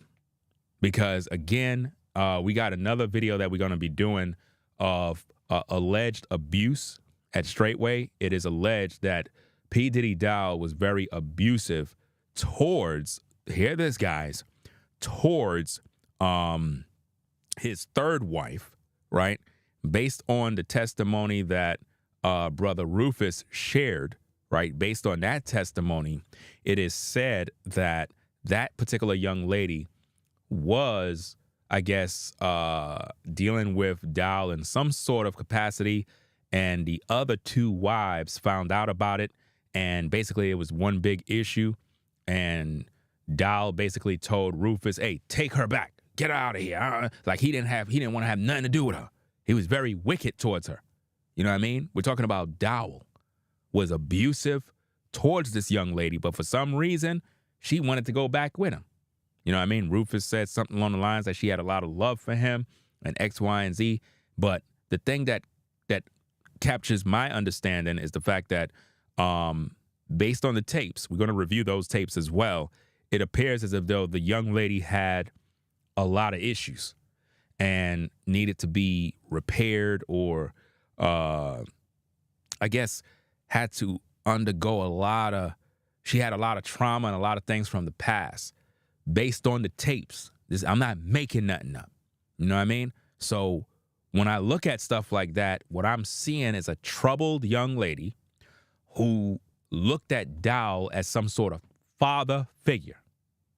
You get what I'm saying? Meaning, when she got with this man, she was already troubled, already came with trauma, already came with issues from her past, dealing with whoever she was dealing with. And then for whatever reason, getting with P. Diddy Dowell made her feel like she had that father that she never had. And that's what it is, fam, when you really think about it. Let's get back to the tapes. And I'm like, wow, okay, I didn't even get to talk to Pastor Corey. And all of a sudden, Pastor Dowell said, "I spoke to Sister Bree. She said she's interested."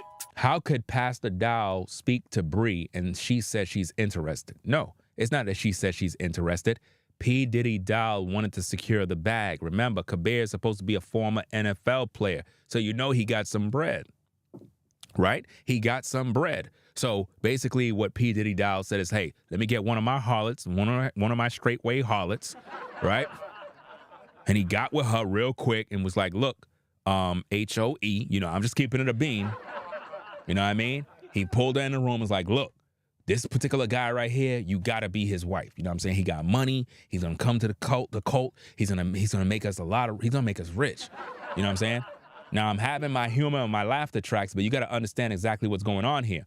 Because P. Diddy Dowell said that Kabeer had to speak to Corey in regards to her being his wife. He never spoke to Corey.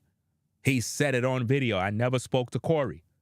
He said that P. Diddy Dowell pulled him to the side and said, "Hey, I talked with Bree. She says she's with it. So who do you think coerced her to join in with him?" P. Diddy Dowell. So he could get the bag.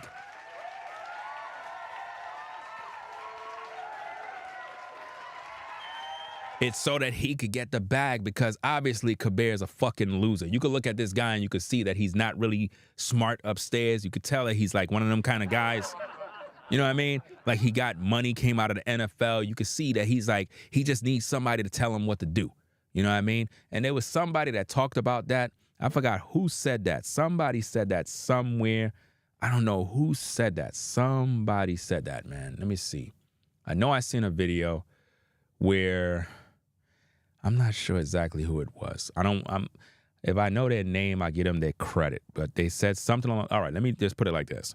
Whoever the person is, shout out to you, right? Somebody said something along the line. I was watching a video somewhere, and somebody said something along the lines that when it comes to the people at Straitway, the NFL players and so forth, that being that they came from the NFL, they're used to taking orders. They're used to having coaches. They're used to people telling them what to do. So coming to Straitway is like home for them because they got a guy that has a military background. He always tell people what to do. So it's like they're accustomed to that. They feel at home because they can't think on their own. When you're in the NFL, it's like you're just being told what to do, and the coach literally controls your future. Somebody said that in a video. Somebody said that in a video. I don't remember who it was, but they made very good points when talking about that situation. And I totally forgot who it was, but it was a content creator, and they were doing a response. I'm not sure who it was. I really don't know who it was, but whoever it was, salute to that particular person for, exactly what they were saying there. If I knew your name, I would shout you out. You know what I mean? But to me, that's exactly what it was. P.Diddy Dowell coerced Bree into getting with Kabeer to secure the bag. You get what I mean? In other words, he probably went up to him and was like, look, this guy's a millionaire. This guy got a lot of bread. Get with him. He'll take care of you. Serve him. And he got in her ear, guys. That went against the scriptures because nobody from her father's side gave her any sort of permission to get with this man. P.Diddy Dowell did not reach out to her father and say, hey, there's a guy here, NFL player. He would like to take your daughter as a wife. None of that happened. All the protocols that the scriptures speak of was literally overlooked. Nobody went with it. So all that bullshit he said in the beginning about, oh, this is how marriage is. You got to go to the father, make the arrangement. They don't do that shit at Straitway, fam. They'll take your fucking daughter, sell her off to a brother for a dowry, and take your daughter in some chamber and blow her back out, bro, and put babies up inside of her. And now she's trapped in the cult. Because remember, these ladies, they don't have no jobs. They don't have no formal education. So they're stuck. They don't have no automobiles. They can't go when they want to please. They can't go nowhere. They can't say, well, you know what? Hey, girls, let's jump in the car and go shopping. They can't do none of that. You know what I mean? So they're trapped. So to think about this, guys, what if something was to happen? What if something was to happen to, what if something happened to Kabeer? What is this woman going to do to fend for herself? What is she going to do? Nothing, because again, no skills, no formal education, nothing to lean and fall back on. She's finished. She's going to be in the streets. And that's the sad reality of a lot of situations. Would you know that at Straitway, you got babies that are being born at Straitway? And based on what I'm hearing, these babies have no birth certificates. No birth certificates, no social security numbers. Like, that's crazy. If that's not a cult, I don't know what else to say, fam. You have a child being raised in a world where they have no birth certificate and no social security number. How are they going to function in society? What are they going to do? Come on, man. I don't know what. See, this is what cults do, man. And this is, in fact, a cult, guy. Trust and believe that. You know? It's about 6 seconds left for this video, so it's pretty much done. And so Pastor Corbin was hearing it for the first time. I didn't get to talk to him. I'm like, okay, this is serious. Notice he just said, I didn't get to speak to him. I didn't get to talk to him. So he never talked to Corey. So nobody talked to her father. So how she got at Straitway, y'all? These are runaway girls, bro. These are runaway girls, no different than the Nature Boy situation. No different. Y'all remember the Nature Boy situation with what's her name? The young lady that her father was crying out for his daughter to come back home, and she was stuck with Nature Boy, and he ended up impregnating her and all that other mess. Think about it. It's the same thing, y'all. Same thing. This is how these cults operate. The pastor is in leadership. The pastor is the one who put fear in them. He controls them with an iron fist. You know, he tells them that if you dare go against me, you're not going to make it to the kingdom. These are typical things that they use to put fear in you. You know? Let me see. Somebody said I had a dream that Dowell was found blank in his house. Well, hey, it is what it is, man. But when it comes to this situation here, man, this is crazy, man. And think about it. I didn't even go into the full video of what I wanted to go into. We're going to do that in another video later on. You know what I'm saying? I got to take a little break, you know what I mean? Get something to eat and probably just take a nap real fast and then get back up and get to work. You know what I mean? Because like I said, fam, I didn't go to sleep in 2 days. 2 days, bro. Been putting these videos together because when you do you listen, you got to do the research. When I do these videos, I got to do the research. You know, I don't find stuff just like that. It takes time. You got to look through videos. You got to research. You got to play the tapes. You got to listen to what they say. And then you got to use their words against them. The way social media works is this. When it comes to any sort of commentary, criticism, or whatever the case is, you got to use a person's words against them. That's the bottom line. And when I say use their words against them, I'm talking about use words that make sense. I'm not talking about playing some tape of somebody saying one thing and then being dumb. I'm talking about when a pastor says, hey, I have not read the Bible at all in my life. What? I have people always ask me, matter of fact, one of the first questions that Elder Kabeer asked me was how many times you read the Bible? The whole Bible. I said, not once. Wow. You know, some people will get started Genesis and read the whole Bible. Elder Kabeer, how many times you read the Bible? I think he said 3 or 4 times. And I've never have ever read the whole entire Bible. There are probably many, many passages in the scriptures I've never even read before in my life. This is coming from the man of God. He said he never read the whole Bible, y'all. He said some people would start from the book of Genesis and read through. He said he never read the whole Bible. So how is this man leading people? How is this man doing any of this, fam?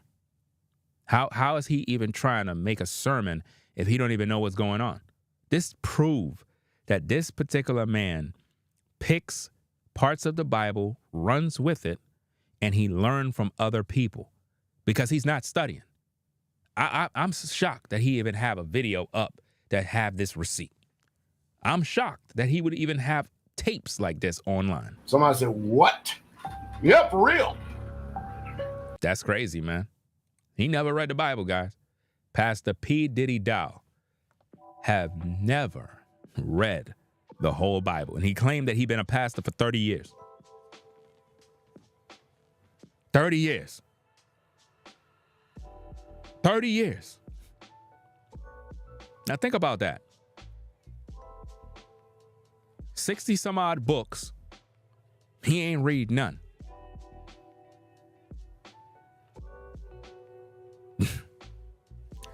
Wow. There's no way around that, fam. Ringo, you making that up. What? I just played the tapes. Absolutely crazy, man. He spent too much time drinking when he should be reading.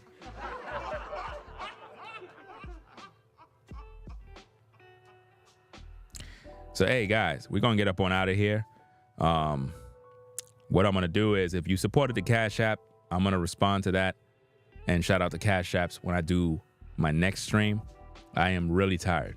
I got to get something to eat and get a little rest. You know what I'm saying? And then I'm going to get right back up so I can go to work to do the main stream. You know what I'm saying? So that's going to be a classic because it's going to destroy P.Diddy Dowell again. I told you already. When it comes to this truth, the Most High gave me the ability to pretty much destroy pastors that are false, to expose them. And I'm very thorough with it. And I'll stay up for days to gather all my evidence in order to expose them for who they really are. And what's interesting about the stream he did yesterday is that he was boasting a lot. You ain't gonna be doing that when I go live. I promise you, you ain't gonna be doing that when I go live. I'm gonna literally dismantle everything you said. I'm gonna prove and show that you're a liar, a deceiver. I'm gonna show everything. Anybody that watch my next live stream is gonna literally be disgusted in you. And then all of your followers at Straitway, eventually they're gonna leave. They're not gonna have respect for you because they're gonna be looking at me like, damn, no wonder P.Diddy Dowell can't win against when Ringo do his videos, because P.Diddy Dowell really don't read the Bible. Ringo do. That's why it's very easy for me to understand the scriptures. That's why I can promote and do what I got to do, because I know what I'm talking about. P.Diddy Dowell said he never read the whole Bible. So how is he using that Bible to push divorce and remarriage? How? If he never read the book. This is proof that he don't read. He don't study. Nothing. So, hey, we're going to get up on out of here, man. I got to get me something to eat. I am hungry. I wasn't going to go live. I'm going to be honest with you. I wasn't going to do this live. I was going to come on later on in the night. You know, probably like 10, 11. I was going to come on around there. But I was like, I got to push myself. You know what I mean? And this is why I be telling you content creators, when it comes to content, when you feel like, man, I'm tired, bro. I can't do no content right now. I'm tired. No, that's the best time to do the content, because if you do the content when you're tired and you just do the work, the Most High gonna be there with you. He gonna push you, and he's gonna make you do the content in a way where to the viewer, you're gonna enjoy the content even more. Like, I'm tired right now, but while doing the video, my energy is up. I'm able to perform and do what I got to do, and so on and so forth. But on your end, when you watching the video, it's like, wow, yo, this video was great, Ringo, man. Yo, you exposed so much, man. It's crazy, man. See, that's not my doing. That's the Most High's doing. You know? So, hey, we're going to get up on out of here. Again, shout out to everybody on the Ringo TV Raw channel for stopping by. Appreciate y'all. You know, make sure you click the like button, subscribe to the channel if you like the content, you know, and also subscribe to my Ringo TV reactions channel as well if you like the content. Anytime you see a vertical live stream on the Ringo TV Raw channel, also know I'm also on the reactions channel as well. You know what I mean? That way the videos go through the algorithm and we're able to reach more people. And for those of you that are content creators that don't know this, when you stream vertically, you're streaming in the YouTube Shorts feed, in the algorithm of the YouTube Shorts. So technically you're reaching more people with the vertical. You understand? Because what's interesting about this is on the Ringo TV Raw channel, you got 73 people viewing, but the video got 8,851 views. But on the reactions channel, we have 721 people. And it's only at 6,137 views. Now, I'm going to tell you what's happening. The views that are on the Ringo TV reactions channel is 100% organic. They're organic views from viewers that are really here to watch. Whereas on the vertical, you got people right, that are swiping on their phone. They see my video, they click on it. I don't want to hear none of that, and they leave.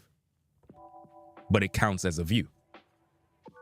So if you see vertical videos and it has a bunch of views, it doesn't mean people are actually sitting there watching.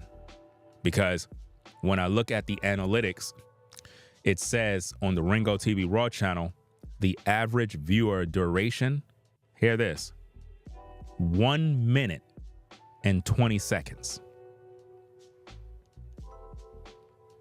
1 minute and 20 seconds, which mean, remember, it's the YouTube Shorts feed. The YouTube Shorts feed is only 60 seconds. So the average viewer duration on that feed is only 1 minute and 20 seconds. Whereas on the reactions channel for the same video, it's 15 minutes and 34 seconds. 15 minutes, 34 seconds is the average viewer duration. Like, that's how much time they view before they click off. You know? So that's just a little stuff about the analytics. So is streaming vertically better than horizontally? No.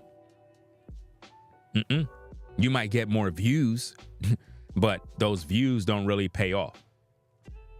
The purpose, in my opinion, for streaming vertically is to introduce your channel to new viewers that are in the YouTube Shorts feed.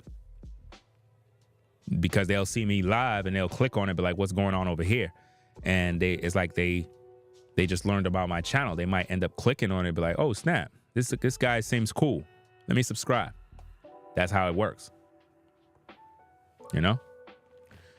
So, hey, we're going to get up on out of here, man. I got to get something to eat. Right? Let me see. So, hey, let me end this particular stream now on the Ringo TV Raw. So, again, appreciate everybody on the Ringo TV Raw channel rocking with us tonight. We're going to sign out over here.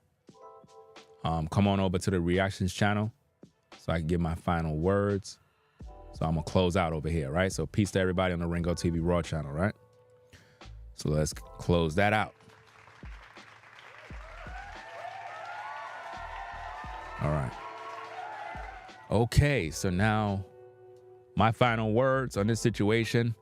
There was a lot of projecting done where he's basically trying to say, you know, if you married a divorcee, you know, you can marry a divorcee. So he's promoting marrying divorced women, which is going against the scriptures, because if you marrying a woman who's divorced, the Bible says the only way you could do that is if her husband be dead. You know what I mean?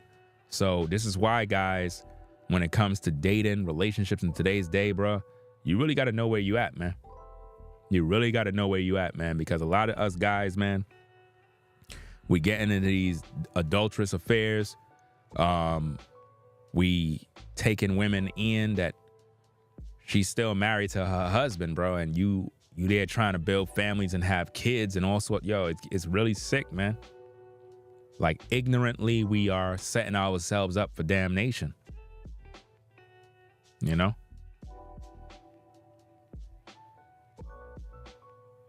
The reason why P.Diddy Dowell got with Nelly is because he was intrigued after hearing some of the sexual things that she did in her past, or whatever the case is. And that's just off of some testimony from Mr. Gonzalez. Like, they shared some of their transgressions and some of their secrets with P.Diddy Dowell. And when he heard those things that she was like doing, it really sparked interest in him to have another wife. Because technically speaking, if I may add, P. Diddy Dowell was never one that taught polygyny. He never did. P. Diddy Dowell didn't even wear a beard back in the day. He never did. You know, I mean, he pretty much was a Christian. You know, it's just like after a certain time, he started claiming Israelite. You know what I mean? Like I said, I know the history. So these are just facts. And what's crazy is it appears now that he believes in a virgin birth doctrine. And if I can recall, fam, I'm gonna have to go through the tapes, because I got every video he ever uploaded. I got every video downloaded, especially from back in the day. But I'm not sure if I ever checked of him agreeing that the virgin birth doctrine is false. If I can recall, I remember him talking about that. So for him to try to make it seem like he's in support of the virgin birth doctrine, there's a possibility he may have deleted older videos that talked about those things, or maybe he just never did and I never seen it. Because sometimes you're just not looking, you know what I mean? But based on his last video yesterday, it's very clear he also believes in the Immaculate Conception, which is 100% false. Because if it was true that the Messiah came here by way of the Spirit impregnating a woman, that would violate all laws that govern life. Do you understand me? That would be illegal. You understand? That would be borderline wicked. Matter of fact, that would be adultery. Because if this man is supposed to be her husband, but a spirit is impregnating his wife and he got to deal with the child, come on, man, that's adultery right there. That don't even make any sense. That would also coincide with this false doctrine that angels, or whatever the case is, had intercourse with the daughters of men. Listen, people, we got to learn how to read.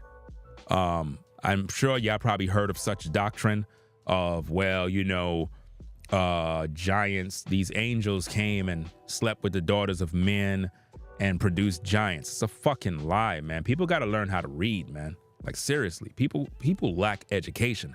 And think about this. If P.Diddy Dowell said he never read the Bible, I wouldn't be surprised if he believes that bullshit.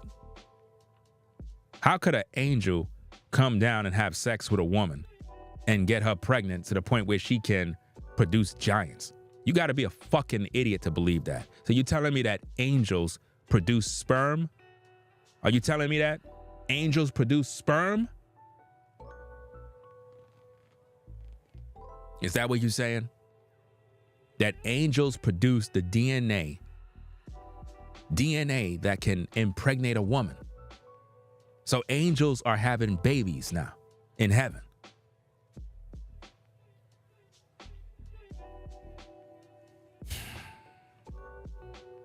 Didn't the Bible talk about how the angels neither marry or are given into marriage? So how could angels come down here and impregnate women? I'm telling you, man. Listen, to all of the scoffers and all the people that says explain this, explain that, let me make you learn something. Let me make you learn something. Rather than me explaining it, I'm going to make another brother explain it. Because y'all slow. Y'all slow. I don't got time to be playing these dumb back and forth games with people that don't even read the fucking Bible. Real talk. A lot of people don't read the Bible and they always want somebody else to explain something. And they don't read. That's how dumb you are. I mean, think about what I just said. You actually believe that an angel came in, fucked a woman, and put sperm in her. The Bible says everything produces after its own kind. An angel cannot lay with a woman and make her get pregnant. How dumb could you be? Like, you gotta be dumb. If that's the case, a dog can get a woman pregnant. A cat can get a woman pregnant. Any other beast could get a woman pregnant. How could an angel who is not of your kind get your woman pregnant? I'm telling you, people slow. A lot of people was on that short bus. Serious. Let me see if I could get this. Hold on a second. Ba-ba-da-ba. Let me see. Because I remember back in the day, I made my video series, the virgin birth doctrine is false. And during the time that I was doing that, another brother put out an awesome video series that pretty much answered that question, like how the other scoffers came in talking about angels and whatever case is. Is this it? Let me see. Where is it? Oh, here we go. Perfect. Good. See, the Most High is good, man.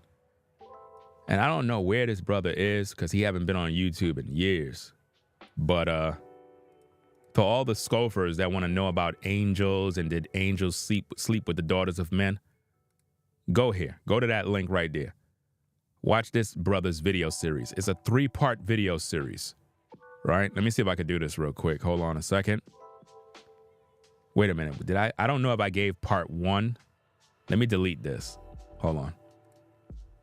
I don't know if I gave part 1. So this is part 1, right? Part 1. Let me type it in. Part 1, right? So that's part 1. Part 2. Watch that video series. It will shut your fucking mouth. Guaranteed. And shout out to that brother. I don't know where he is. I hope he's at health and, you know what I mean? His family's good and everything is right. But I haven't heard or seen from that brother in years. Tribe of Judah teach. Salute to that brother, man. He put in work many, many years back in the day.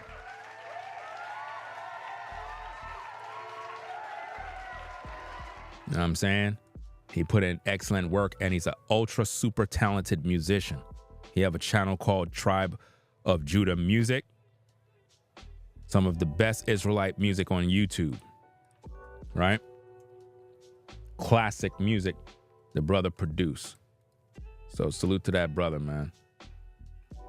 So that's part 3 right there. Check out that video series.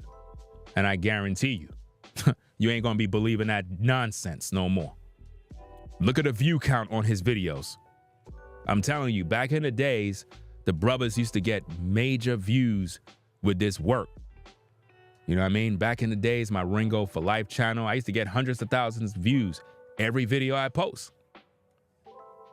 Every video. So, hey, to all the scoffers, go watch his video series titled, Angels Did Not Have Sex. Who are the sons of God? Go watch the fucking video series.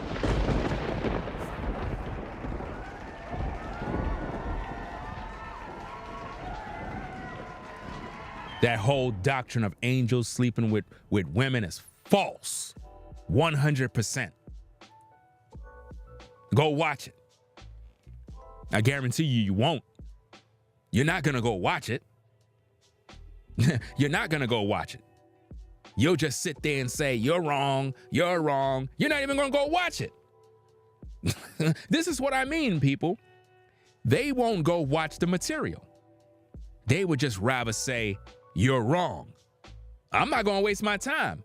I'm going to let that brother do the talking. He made a whole series on that. Go watch it. I guarantee you won't, because you're stuck in your religion.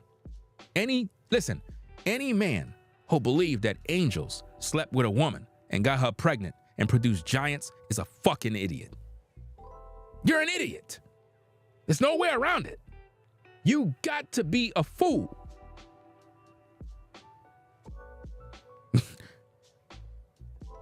So you're telling me that angels have a DICK. That's what you're telling me. And they got sperm. They got sperma, seed. See how dumb you are? Where in the Bible did it say that angels have sperma?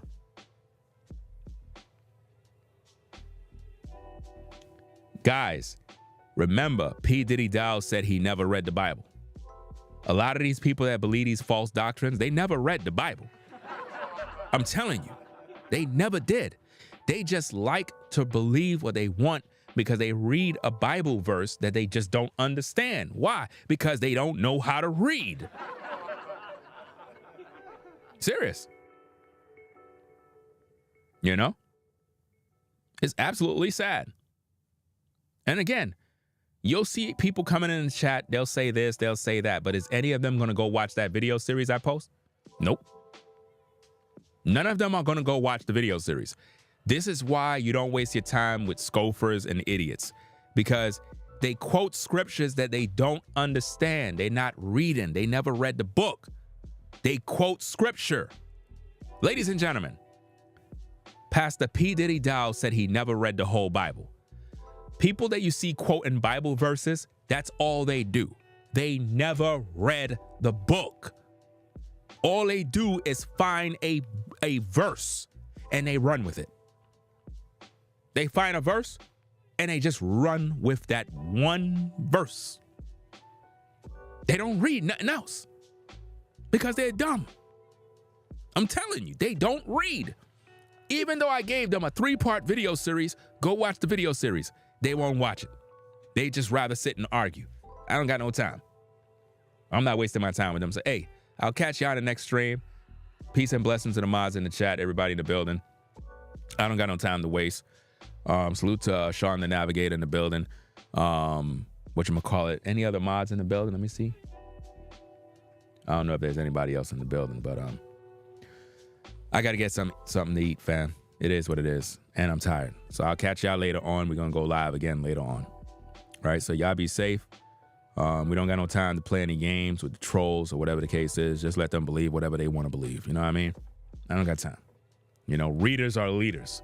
People that quote verses, you know what I mean? They end up in hearses.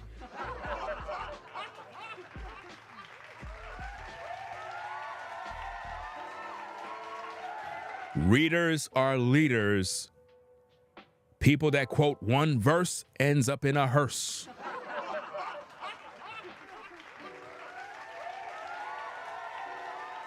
You got to read to understand, people.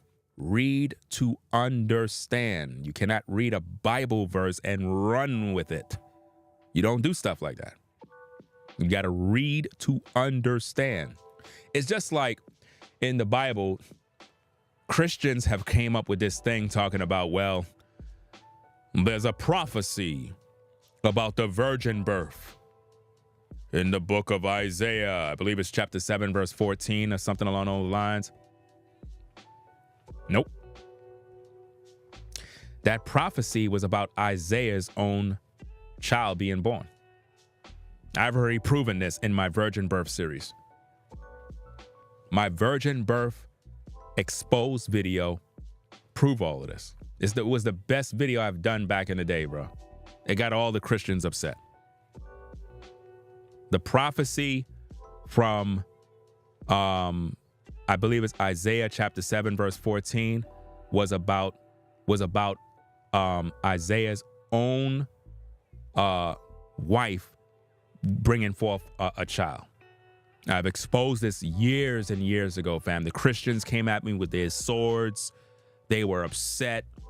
They were like, no, you crazy. You're a false teacher. I'm like, listen, man, y'all just slow. Y'all don't know how to read. It's right in the Bible. If you keep reading the scripture, it tells you.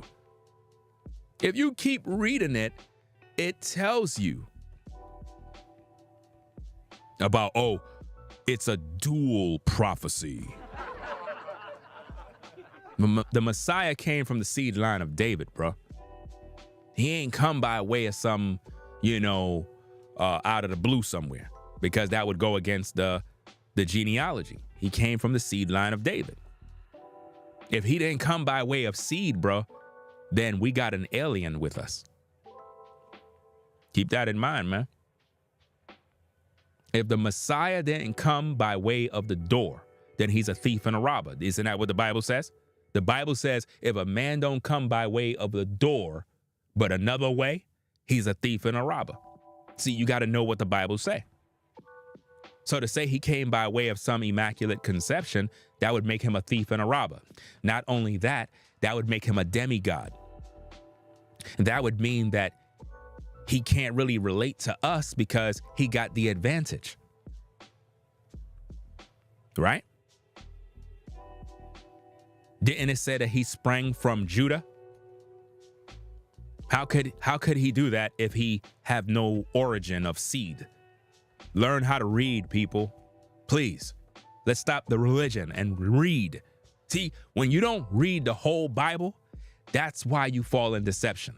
We got too many people out here calling themselves pastors, but never read the Bible, guys. Again, check it out for yourself. P.Diddy Dowell says he never read the Bible. I had people always ask me, one of the first questions that Elder Kabeer asked me was, how many times you read the Bible? The whole Bible. I said, not once. Wow, wow, wow, wow, wow. You know, some people will get started Genesis and read the whole Bible. Elder Kabeer, how many times you read the Bible? I think he said 3 or 4 times. And I've never have ever read the whole entire Bible. There are probably many passages in the scriptures I've never even read before in my life. This is crazy. I don't care what nobody say, bro. What he just said there, man, is crazy.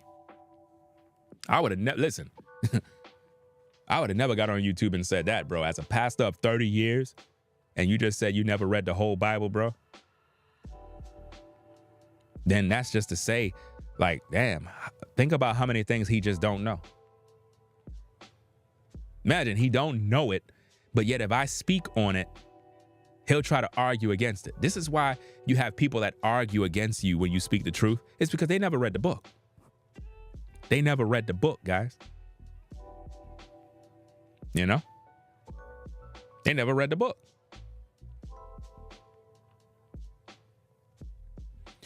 Somebody says, now you talking foolishness. God can do what he wants. No, he can't. No, he can't. He got to follow laws. That's to show how you're slow. He cannot do what he want to do. No. He got to follow laws. He has to follow laws that are in this world. Think about this. People love to say God can do what he want to do. So why the fuck we all suffering in this earth right now? Hello? Why is it that the heathen have his people in oppression and in captivity and, you know, we're oppressed, the first fired, last hired. We're going through all of these different trials and tribulations. But you're telling me God can do what he wants, right? You out there praying and praying and praying, nothing's working for you. Where's your God? I thought he could do whatever he wants. No, he can't. See, you're in sin. The Bible says if my people, which are called by my name, would basically humble themselves, turn from their wicked ways, then he'll hear from heaven and heal their land. That's what the Bible says. So God just cannot do what he want to do. Not when we in sin. No, he told you, if you're in sin, it's not going to go well with you. We want to live in sin and then expect the blessings. It's not going to work like that. You know?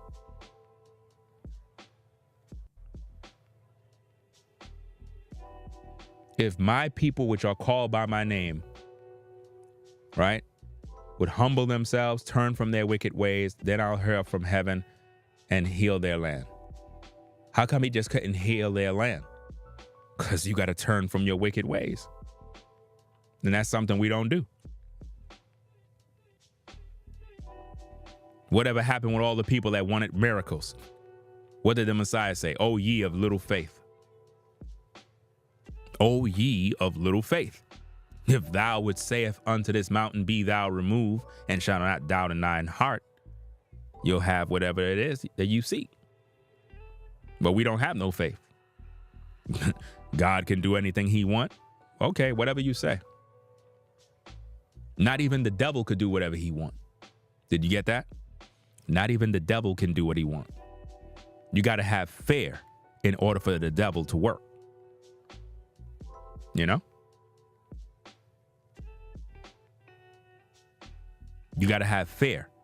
That's how it works. Fair is the faith of the devil. It's inverted faith. Whatever you fear comes to pass. Read the book of Job. What did Job say? The thing that I greatly feared has come upon me, and that which I dread has come. Him losing his family, losing everything that he had, that wasn't because of no bet with the Most High. Listen, that's a Christian nonsense doctrine from Christianity. That's bullshit. When you study the scriptures, the Bible says that Job got up every morning. He got up every morning and offered up burnt sacrifices in case his children, right, sinned against God in their heart. This he did continually. Read the scriptures. Oh, I forgot. You didn't read them. So now when you think about it, a man getting up every morning to do sacrifices for sins, even though his children haven't sinned, that's fair. That's how the devil was able to come in. So when the Most High had that conversation, he looked and he said, all things is in your power already. In other words, the door is open. The devil didn't even know. The devil didn't even know that Job was open to all his, the things that he wanted to do. Job was living in fear. That's why the Most High said, listen, you can't take his life. He put a limit on it. Can't take his life. They weren't making no bet to see if he would curse the Most High. People got to stop this fantasy stuff, man. People got to stop this fantasy type stuff, man. This Christianity fantasy. No, it's no bets being made, bro. Y'all be thinking this is a game. Look, people, we got to learn how to read. We got to read the book from the beginning all the way to the end. That's how you're going to understand things, to the point where it's going to come to your remembrance when you are talking about things. You're going to remember the scriptures. Even the book of Proverbs teach you that. It tells you when thou get up in the morning, it'll comfort thee. When thou layest down, it'll be with you. It'll be in your heart, the word. You got to get the word of the Most High in your heart so it becomes a part of you. You know?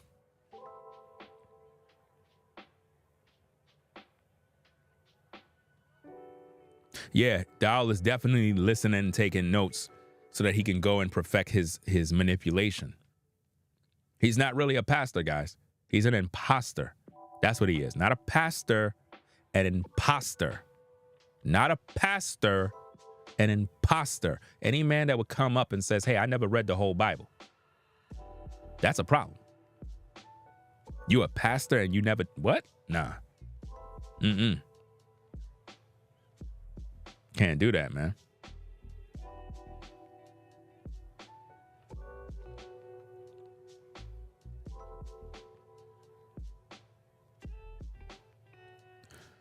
A lot of you brothers, sisters, or whatever the case is, that just be quoting Bible verses, right? Y'all got to stop doing that. Y'all really got to stop doing that. Y'all take things out of context. Y'all don't even know what y'all saying. Let me do something real quick, guys. Let me do something real quick. I'm going to show you something. Now, I'm going to do this in another video because I got to set some things straight with another brother in these YouTube streets. And I want to show you something, right? Because I see this done all the time. But I figure, hey, let me do this real quick. I'm tired and whatnot. I got to get something to eat. But hey, I like teaching. But I want to do this real quick. You're going to learn something today. All right, I promise you, you're going to learn something today. Let me see if I can find this scripture. Let me see.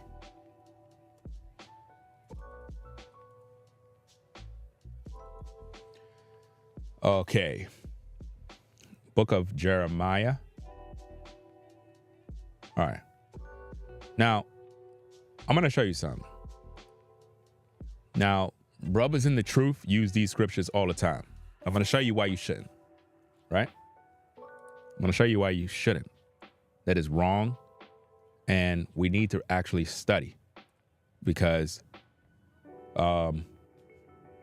it's going to get you in trouble. Right? P.Diddy Dowell uses these Bible verses. Other brothers that I know in this truth use these Bible verses, and I'm going to prove to you that you should never use them, because it's not for you. Right? Okay, watch this. This is what happens when you read, to understand, right? Because we take stuff from the Bible and we just run with it, right? We read a verse and we just like, we act as if though that verse is for you. No, it's not.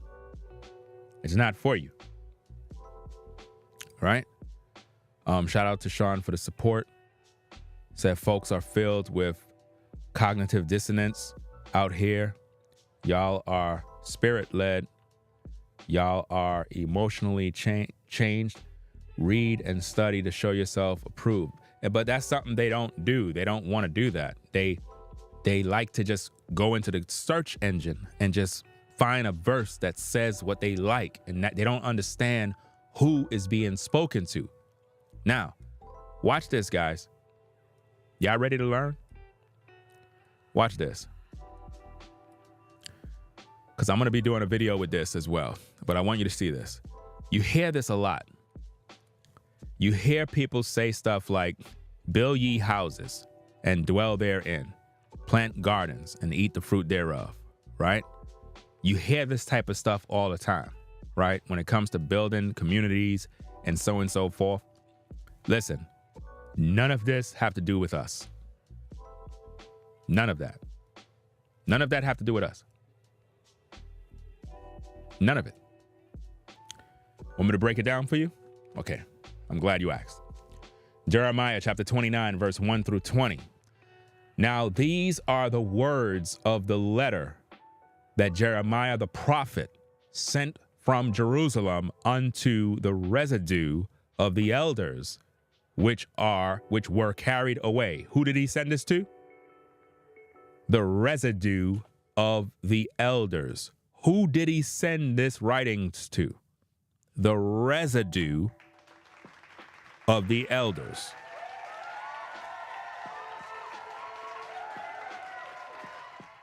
Not you. Do you see that? Okay, let's get back to that. Now, these are the words. What words? Everything that we're about to read, that's right. Now, these are the words. These are the words of the letter that Jeremiah, the prophet, sent from Jerusalem unto the residue of the elders, which were carried away, captives, and to the priest, and to the prophets, and to all the people whom Nebuchadnezzar, right? Let me see. Had carried away captive from Jerusalem to Babylon. After that, Jeconiah, the king, and the queen of the eunuchs, the prince of Judah and Jerusalem. Now, listen carefully. And the carpenters, and the carpenters, and the carpenters, and the carpenters, and the carpenters, and the carpenters, and the carpenters, and the smiths, and the smiths, and the smiths, and the smiths, and the smiths. The carpenters. There were a lot of them. Carpenters. Learn how to fucking read. Carpenters. Smiths. Do you understand? Carpenters and smiths, right? Were departed from Jerusalem by the hand of Elasah, the son of Shaphan, and Gemariah, the son of Hilkiah, whom I'm not even going to pronounce all these names, right? I'm not going to waste my time, right? I'm not of that tongue where I know all these names. So I'm not going to act like I know them. But let's see what it says. Now, check this out now. Verse 4. Now, watch this. It just told you about the carpenters, the smiths. Thus saith the Lord of hosts, the God of Israel, unto all that are carried away captives. So we're still talking about the residue, whom I have caused to be carried away from Jerusalem unto Babylon, right? He's not talking about you today. He's not. Build ye houses and dwell in them, and plant gardens and eat the fruit of them. Now, he said, build ye houses, plant gardens. Well, how you going to do that? Well, you got to have carpenters. He just told you who he was talking to. The carpenters and the smiths. They're the ones building the houses. He's not talking to you today. He's not. He's not. He's not talking to you.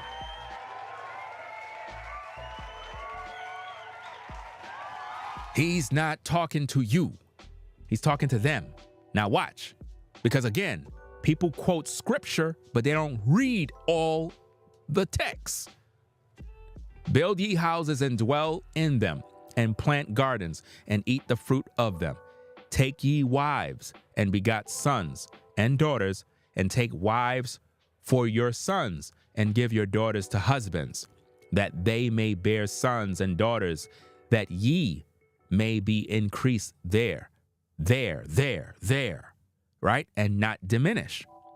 And seek the peace of the city within, whether I have caused you to be carried away captives, and pray unto the Lord for it. For in the peace thereof shall ye have peace. For thus saith the Lord of hosts, the God of Israel, let not your prophets and your diviners that be in the midst of you deceive you, neither hearken to your dreams which ye cause to be dreamed. For they prophesy falsely unto you in my name. I have not sent them, saith the Lord. For thus saith the Lord, that after 70 years be accomplished at Babylon, at Babylon, at Babylon, at Babylon, at Babylon, at Babylon, at Babylon, at Babylon, at Babylon, at Babylon. After 70 years. You don't think 70 years already done passed? People, if you're not going to read the Bible to read it, don't talk about it, because you're going to get yourself in trouble. Read to understand. Context. He's not talking to us, right? Hold on. He's not talking to us. Now check it out. He says, for thus saith the Lord, that after 70 years be accomplished at Babylon, I will visit you and perform my good word towards you in causing you to return to this place. For I know the thoughts that I think towards you, saith the Lord, thoughts of peace and not of evil, to give you an expected end. Then shall ye call upon me, and ye shall go and pray unto me, and I will hearken unto you.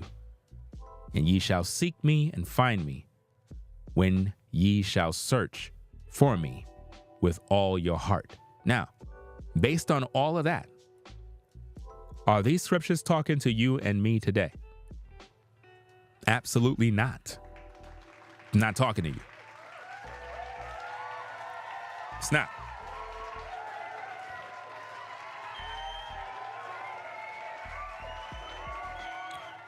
Now, of course, you hear people use these verses.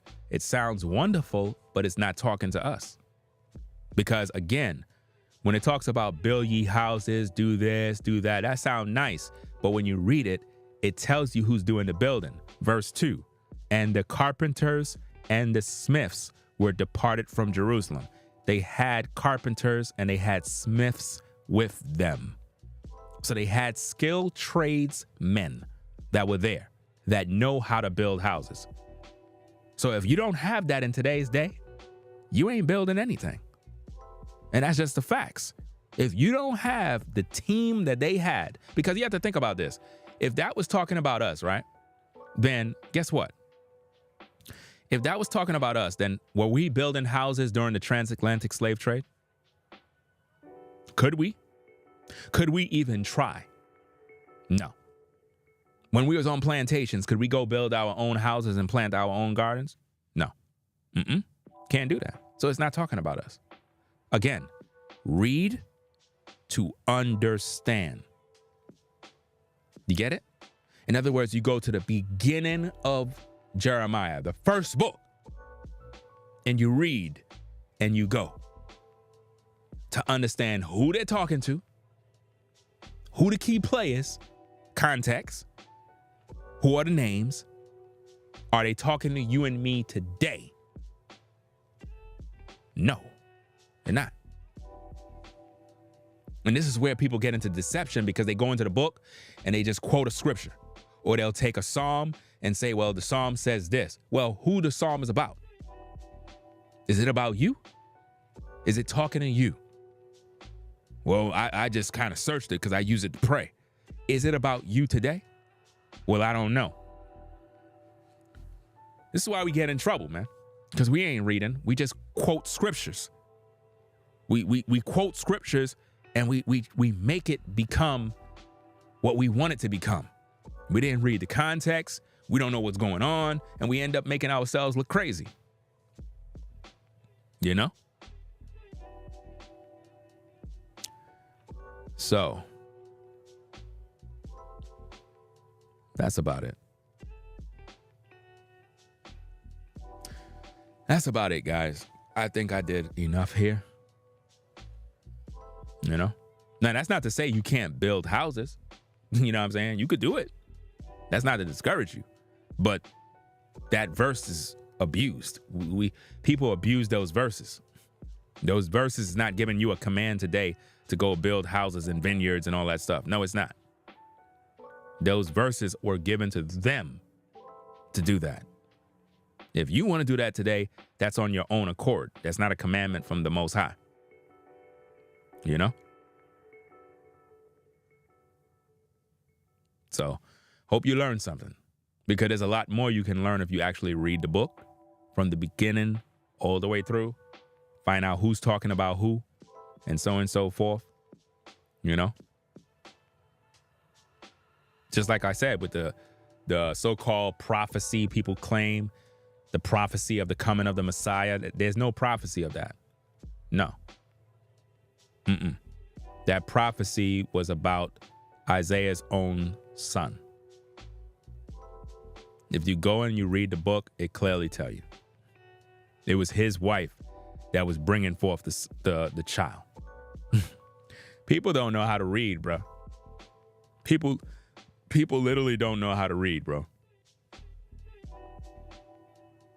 And this is what happens when you just follow religion. You know?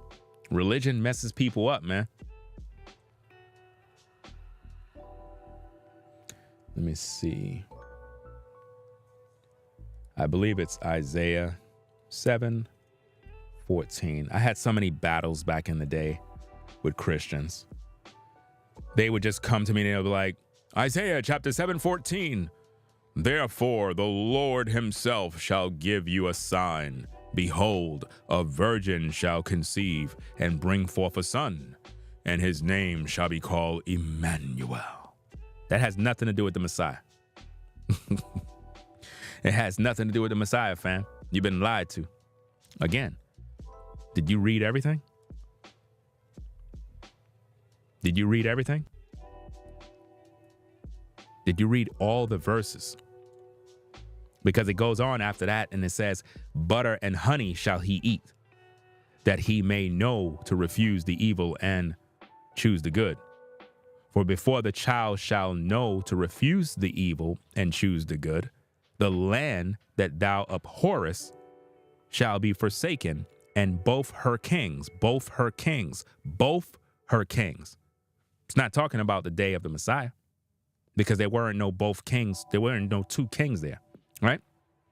The Lord shall bring upon thee and upon thine house and upon thy father's house days that have not come.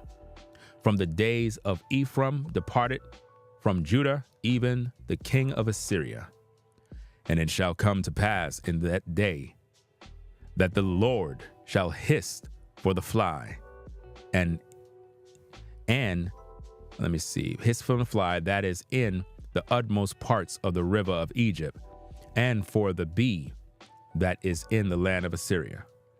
And they shall come and shall rest upon them in the desolate valleys and in the holes of the rocks, and upon all thorns and upon all bushes. Let me see what else we got. I know there's more. You just got to read all of it, right? In the same day shall the Lord shave with a razor that is hired, namely by them beyond the river, by the king of Assyria, the head and the hair of the feet, and it shall also consume the beard. And it shall come to pass in that day that a man shall nourish a young cow and 2 sheep.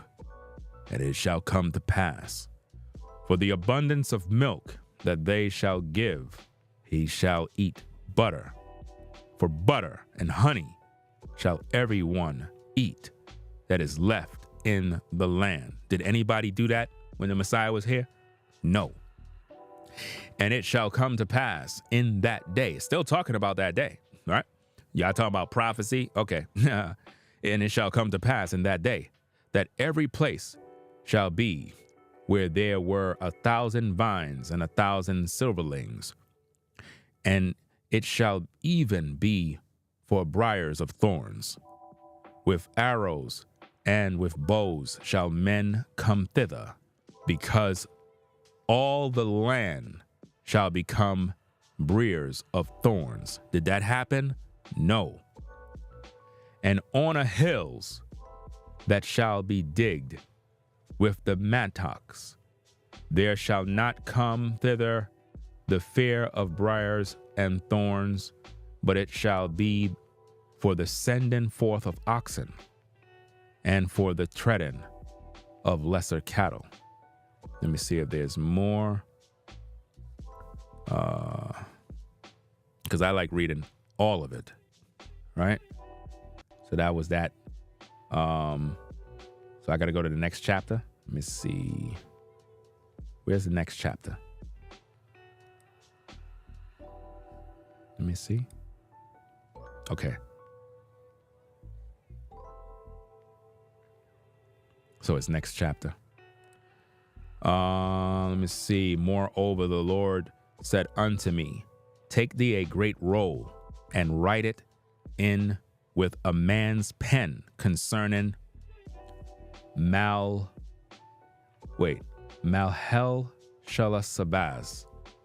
That's the name of the son, guys. And I took unto me faithful witnesses to record Uriah the priest and Zechariah the son of Jeberasiah, I believe.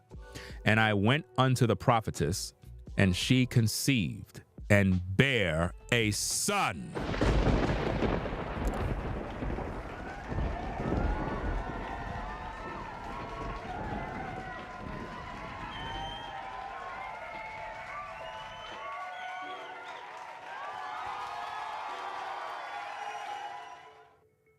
Did you see that? And guess who the prophetess is? That's his wife.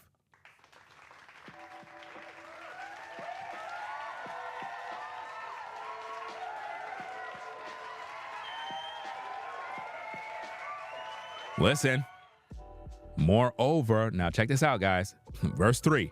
And I went unto the prophetess, and she conceived and bare a son. Then said the Lord to me, call his name Mahar Shalasabaz, For before the child shall have knowledge to cry, my father, the riches of Damascus and the spoil of Samaria shall be taken away before the king of Assyria. The Lord spake also unto me again, saying, For as much as this people refuseth the waters of Shiloah that go softly, and rejoice in Risen and Remaliah son.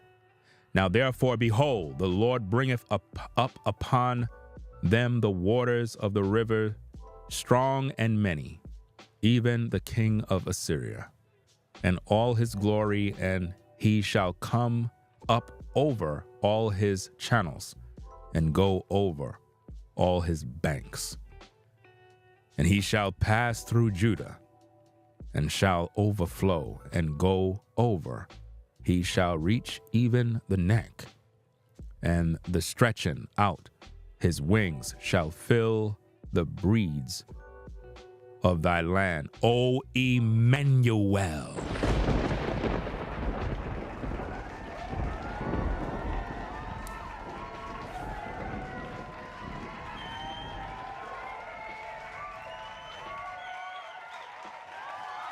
Learn how to read. There is no prophecy. You've been lied to. Do you see what happens when you just read? Do you see what happening? Do you see what the scriptures is saying? Oh, I didn't show it to you? I got to show it to you, right? I forgot. I'm reading it over here. But then again, you should have a Bible. I'm not even going to waste my time showing. Isaiah chapter 8. Go to Isaiah chapter 7, verse 14, and read straight through. Go into chapter 8 and read straight through. Oh, you shall call his name Emmanuel, right? Okay, he just said it. He just said the name right there. It says, wings shall be filled with breads of thy land, O Emmanuel. Associate yourselves, O ye people, and ye shall be broken in pieces. And give ear, all ye of far countries. Gird yourselves, and ye shall be broken in pieces. Gird yourselves, and ye shall be broken in pieces. Take counsel together, and it shall come to naught. Speak the word, and it shall not stand, for God is with us.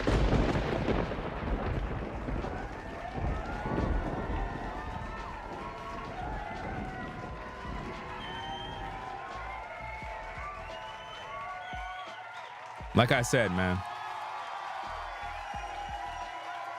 I'm not going to continue reading anymore. That's for you to do. I'm not like your so-called P.Diddy Dowell talking this nonsense right here about he don't read the Bible. I have people always ask me, one of the first questions that Elder Kabeer asked me was, how many times you read the Bible? The whole Bible. I said, not once. You know, some people will get started Genesis and read the whole Bible. Elder Kabeer, how many times you read the Bible? I think he said 3 or 4 times. And I've never have ever read the whole entire Bible. Wow. There are probably many, many passages in the scriptures I've never even read before in my life. Somebody said, what? Yeah, for real. So if some Let me just pack this dumbass troll up. I don't got no time to waste. Believe what you want. I don't got time to waste. You know what I mean? Every single time when I speak this truth, you always have a troll in the chat that is just running their fucking mouth, just talking a bunch of nonsense. Like, I just read the Bible. Proven. There's no such thing as any so-called prophecy for some virgin birth. You've been lied to. And the translators lied to you in the New Testament. You've been lied to. That so-called prophecy was talking about his own son. I showed you right from the Bible. See, the thing is, when you show people the truth, they go asking dumb questions and then ask another question, and then they start adding on stuff, and then they put words in your mouth, so you saying that nothing applies to us and all this other dumb stuff because you mad that I know how to read and you don't. Don't get mad at me because you dumb. That's your problem. I don't got no time for that mess. And I'm tired, and I still know how to read better than you.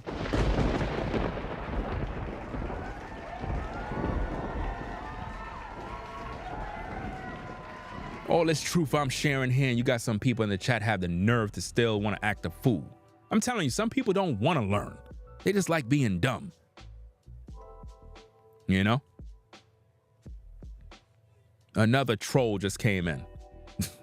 Another troll. There was a virgin birth prophesied.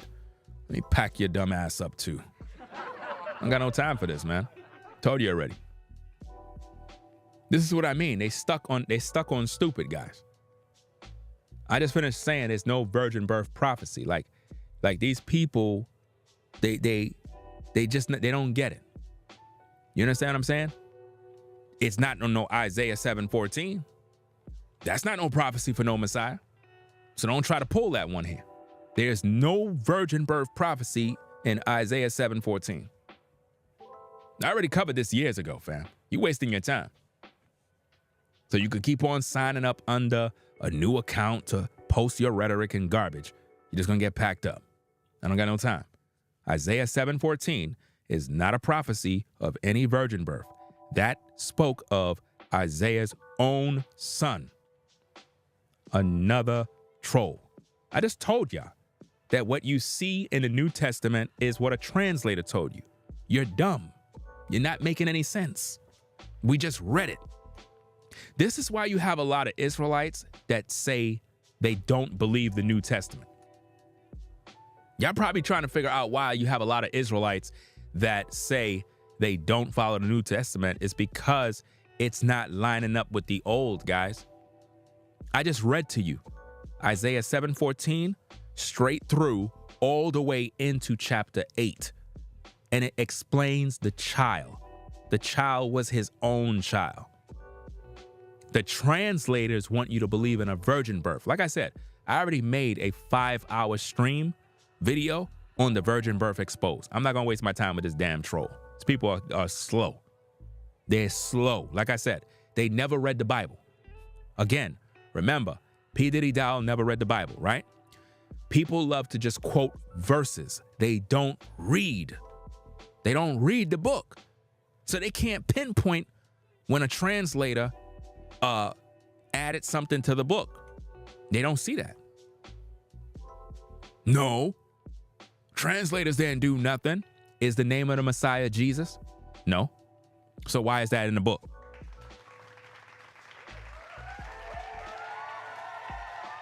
You better learn how to read.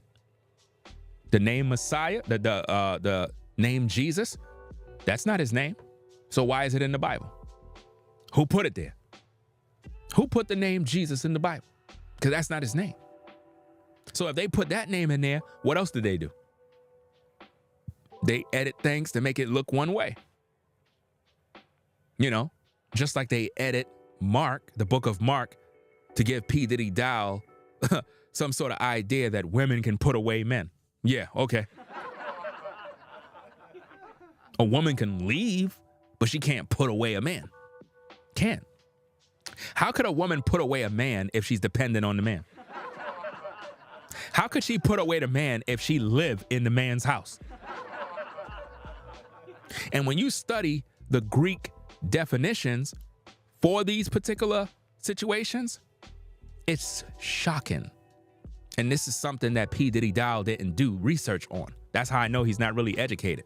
By the pure fact that I know he don't read the whole Bible, I already knew this was an easy win for me. I already know it is. Because I know the scriptures. He don't. And I already done been through this kind of battle already many times. This is easy work. So, hey, we're going to come back on later on. You know, probably going to have like a late night, you know, probably stream or whatever the case is, depending on how I feel, you know. It doesn't matter to me. It doesn't matter what time I go live. I'm going to do this work.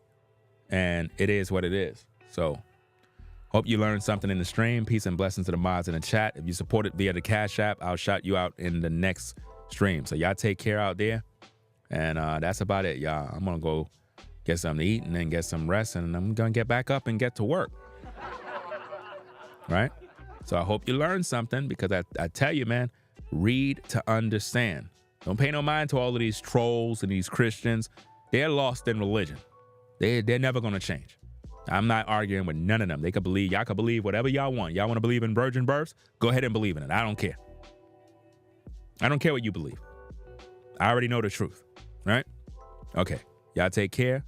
That's about it. Make sure you rate, comment, and subscribe to the channel. Ringo TV Reactions. I'm out of here. Y'all take care. Peace. If you like our content, consider supporting via Cash App at $Ringo TV Raw. Become a patron on patreon.com for exclusive video content not shown on YouTube. You could also support through PayPal at paypal.me/RingoTVRaw. Subscribe to our YouTube channel and click the bell to be notified of new content. Follow me on Instagram at RingoTVRaw. This is Ringo TV Reactions, the only channel on YouTube bringing you the truth 100% raw and uncut. I'm out. Peace.